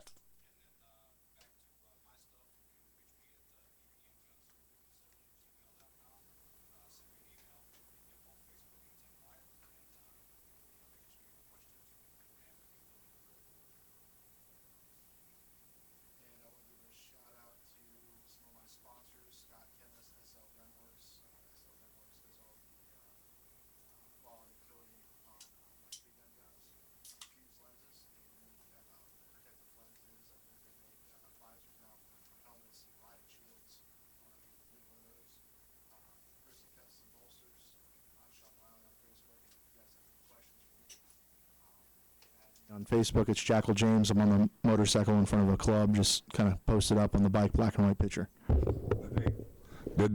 Let's go over this one more time. Give me your contact information, because this microphone, sometimes the button does this. Let's do it one more time. Reach me at ppmguns357@gmail.com, or you can hit me up on Facebook at Tim Wyatt, and I can fix you up with any custom gun stuff. And Adam's Arms is at adamsarms.net, and look for the ad in Born to Ride magazine. It's going to be out, and there should be some promos in there for you. And Grizzly Holsters, let's go on that one more time. So Grizzly Holster Company, well, there'll be an ad in Born to Ride for them as well. If you have custom holster needs, Grizzly Holsters, Sean Ryan will help you out with that. Make awesome custom stuff, so any gun that you have, if you get an RMR cut or any of that stuff, Sean can definitely put it out there for you. If you need to get in contact with me, just message me on Facebook. It's Jackal James, or james@wraitharms.us.atf. I apologize, but there's always some technical difficulty on dealing with old stuff. Now, if for whatever reason, I don't know, man. Anything else we want to discuss? I mean, we've already went through all the politics, and we went through the laws and the regulations, and anything else that from today's program? I mean, I know we talked a lot about bikes, a lot about guns, and mostly about guns and carrying guns on your bike. why can't the three of us get together and try to figure out a way that we can put guys, gals, and motorcycles together and let them ride in a course and learn how to shoot from the bike? Can we do that? I mean, that's going to be, I think that's a great idea. I don't know. I mean, you're talking about the free gun thing and going to different targets and running from here to there, and the accuracy plus the speed equals your score. How about if you can ride down the street and you hit the, I don't know, I don't want to mention that target they used to have, but you know, the guy with the shotgun or whatever. And I mean, if you can hit that target from your bike in the saddle while you're rolling 30 mile an hour, is that something that we can do, or are we just out of our mind? Or just Craven out of his mind, right? So I've had the opportunity to try to shoot from a motorcycle before. It's not as easy as it seems. How about it? I recommend that everybody that is on a bike that if they want to carry a backup piece or something like that, they get a 410 shotgun revolver. I know it sounds crazy. The 45 long call 410 shotgun, and I'm sure Tim can kind of work. How about that 410 Derringer or revolver? I'm going to tell you something about that. That will damage your hand. Yeah, you need an area target, because there's a lot of math that comes into, if you're driving at 35 miles an hour, it changes the velocity of the angle that you have to shoot at a target. Kentucky windage, baby. Yeah, there's a lot of it, and if you're on a bike and you're trying to cruise and you're trying to shoot at the same time, I would recommend that you use a wide area target load. You mean shotgun shell? Go ahead. Absolutely. I've had done a 3-gun match, and we were shooting out of the back of a pickup truck. And I tell you what, that's fun. I've done that before. It's a whole lot easier. Well, that was just over in. A whole lot harder than it looks. Like you said, you got to lead the targets. You're moving. It's difficult. It takes a lot of practice to be proficient in it. And, well, I mean, but if people that listen to this program, see, largely my audience here on Born to Ride, or Ron's audience, or our entire Born to Ride radio is bikers, and, well, now we brought the gun thing into it, man, we're going to keep it in there. And the thing is, hey, lots of bikers carry guns. But does anybody, I think we should set up a course. I mean, they have motorcycle training courses, and they got all kind of stuff. And I know some people over here teach you how to be Old West and shoot your rifles and your pistols off a horse. So why not, let's teach people how to shoot off of an iron horse, right? So I'll look into what we can do as far as setting up a course. I think that's something that we're going to actually do with you anyway. I don't talk about my sex life. I don't know. I mean, that's a bad thing for me to say on this program. I didn't mean sex life. I mean my gun life. Yeah. I mean, we're going to go do some stuff, but that would be kind of cool, I think. I don't know. Can we do it? Yeah. As far as the general public, what comes into play is the insurance for the range. There's a lot of that. So I'm sure it could be done. It's it's America. We can do anything we want, pretty much. It's just we have to make sure it's still a safe environment. Well, yeah. I mean, and I've always practiced that, and I've always said it, and I preached it to everyone. Hey, you're gonna ride the bike. Be safe out there, guys. Keep your eyes and your ears open, and everybody's like, loud pipes saves lives, and don't let the loud pipes make you deaf to the surroundings. And the surroundings are, you never know, because you can't hear some of these guys that are come up 100 mile an hour behind you and run you over for you. And you better bet your butt they'll run your butt over. And then what are you going to do? What are you going to do when they run over you? It kind of pertains to the carry thing and the bike. It's situational awareness. You have to be aware of your surroundings at all times. Right. Thing riding a bike. Well, I'm not even going to get into the negative part of it, but I mean, we've had people actually, ride by us, a group of us maybe riding somewhere. We're going and actually display a firearm and not go like this and point it like this, but kind of do the wave like, I got this, MFers, that's what they think. That's not how it rolls with me. No. I mean, because if you do this and I see it come out the window, and if it goes like this, then you point it's at gonna me. You point at me. I don't care. I'm letting go of my throttle, and I'm going to nail you. And I don't think it's fair. I mean, but hey, the law is the law. We got to abide it. If you're going to be a psycho, you know, and you're going to ride around and threaten people as they drive by, you know, sorry about your luck. Remember, this is the gunshine state. Sometimes it gets worse when you go out of town. I mean, maybe it's worse in Georgia, maybe not. I don't know. Haven't been in Georgia in 6 months. Well, I don't know. You guys are on. Go ahead, man. Jackal, say something. So, yeah, man, I'm like that guy.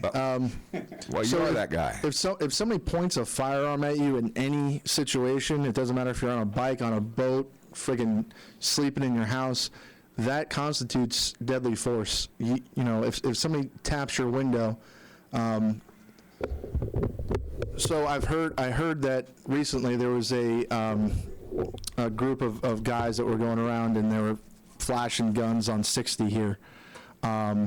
So I was not. If those guys were to flash their firearms at me, I would be 100% in my legal right to open fire. Absolutely, and that's what I was talking about. I mean, you know, it's about every day. I look at the news all the time. Road rage, and more road rage. And that one USF football player, you know, got into it, and there's a couple of gunplay going on. You know, if you're a bad driver, you're a bad driver. Get the, you know what, off the road, and don't try to go out here and threaten people just because you got something in your car. It's going to end bad for you if you do. You start doing stupid things like that, it's going to end up bad for you. You know, there's too many military guys that shoot very well, that know how to defend themselves. Yeah, and they all carry. Yeah, and they're going to. Every vet. Every one that I know. Yeah, you know, I'm telling you, no matter what era, even the latest and greatest. No, you don't have to take it all the way back to Vietnam. Everybody's carrying, man. Yeah, everybody's carrying. I'm serious. Hey. So, all right. Anything else you want to tell everybody before we say, hey, we're going to roll out of here? Because I want to put the show up on the thing. I forgot. I'll get it to you. What? Go ahead, man. Say something. So, I guess Adam's Arms is going to be giving away some swag for the next radio show that you guys have. Nice. I don't know what they're going to get you guys, but you know, people can call in, and then I ain't giving away my boot poster. No, you don't have to give away that holster. That's yours, man. I got that for you. But I'm keeping this homeless. Wait. Here. I'm keeping this homeless Glock right here in the homeless shelter for guns. Unwanted guns. You want to talk about what you guys are going to be giving away? I'm not really sure. I was talking to our marketing guy earlier today, and he's going to put something together, so by next week's show, we should know what we're going to... Nice. So you guys are going to come back next week, huh?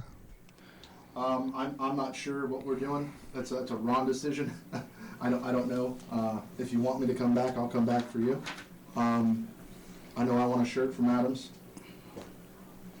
Cool. You like how I did that? You want something from Adams? Time to talk. I take this little pistol over here. Or... Wait a minute. Oh, wait a minute. I forgot. Where's my co-host? Let me get my co-host cam. Oh, crap. I got my co-host there. What happened to my camera? There it is. See? That's my co-host. I got my co-host cam. AR-15. That was my favorite. I'm sure Adams will love you, but I don't think they love you AR-15 love. No, they don't. There's nobody loves you AR-15 style. But your shirt or something. I remember that guy. I saw this thing, and it was the greatest story I think it ever was. And it's like, you know, well, they said, you know, guns kill people and all that stuff. So I said, and then I was looking up, I don't know what it was, some social media crap. You've heard this before, I'm sure. So the guy took his shotgun and loaded it, and he put it on his front porch, and then he realized, he said, well, I realized that my shotgun didn't have any legs, so I put it in a wheelchair so it could get around. And then... And it was already loaded. It was already sitting there. So he went to work, and then he came back, and the shotgun was still sitting there. And he's like, well, I don't reckon that the gun wanted to kill anybody because it's still sitting in the damn wheelchair where I left. The gun didn't go anywhere. And the kids came home, and the mom and dad and everybody next door, and the mailman came by, and somebody dropped the package on the porch. And, well... The other thing, and that was one of my favorite stories. I wish I had it word for word because it was hilarious. Anyway, I got to stop this recording, and I got to get the heck on out of here. So, guys, give us a good wrap up. It was a pleasure. I appreciate you having me on. Love to talk about guns. Hope to see you next week. And we'll see what we can dig up next week. Free stuff. Okay. Thanks for having me on, Craven. Always appreciate it. Always a pleasure. I guess I'm going to go out to that fundraiser that you're plugging out there. What was that again? P.J. Dolan's, 8 o'clock in the morning, April 15th, Saturday. Come on down. It's the, Bikers in Blue, Autism 2. Poker run. Cool. Thanks. Let's go. And I'll see you guys around the gun ranges. Stay tuned, people. Born to Ride is on the radio, and you're not. But we'll be back. Next Tuesday night, 8 o'clock, be here or be out of the gun deal.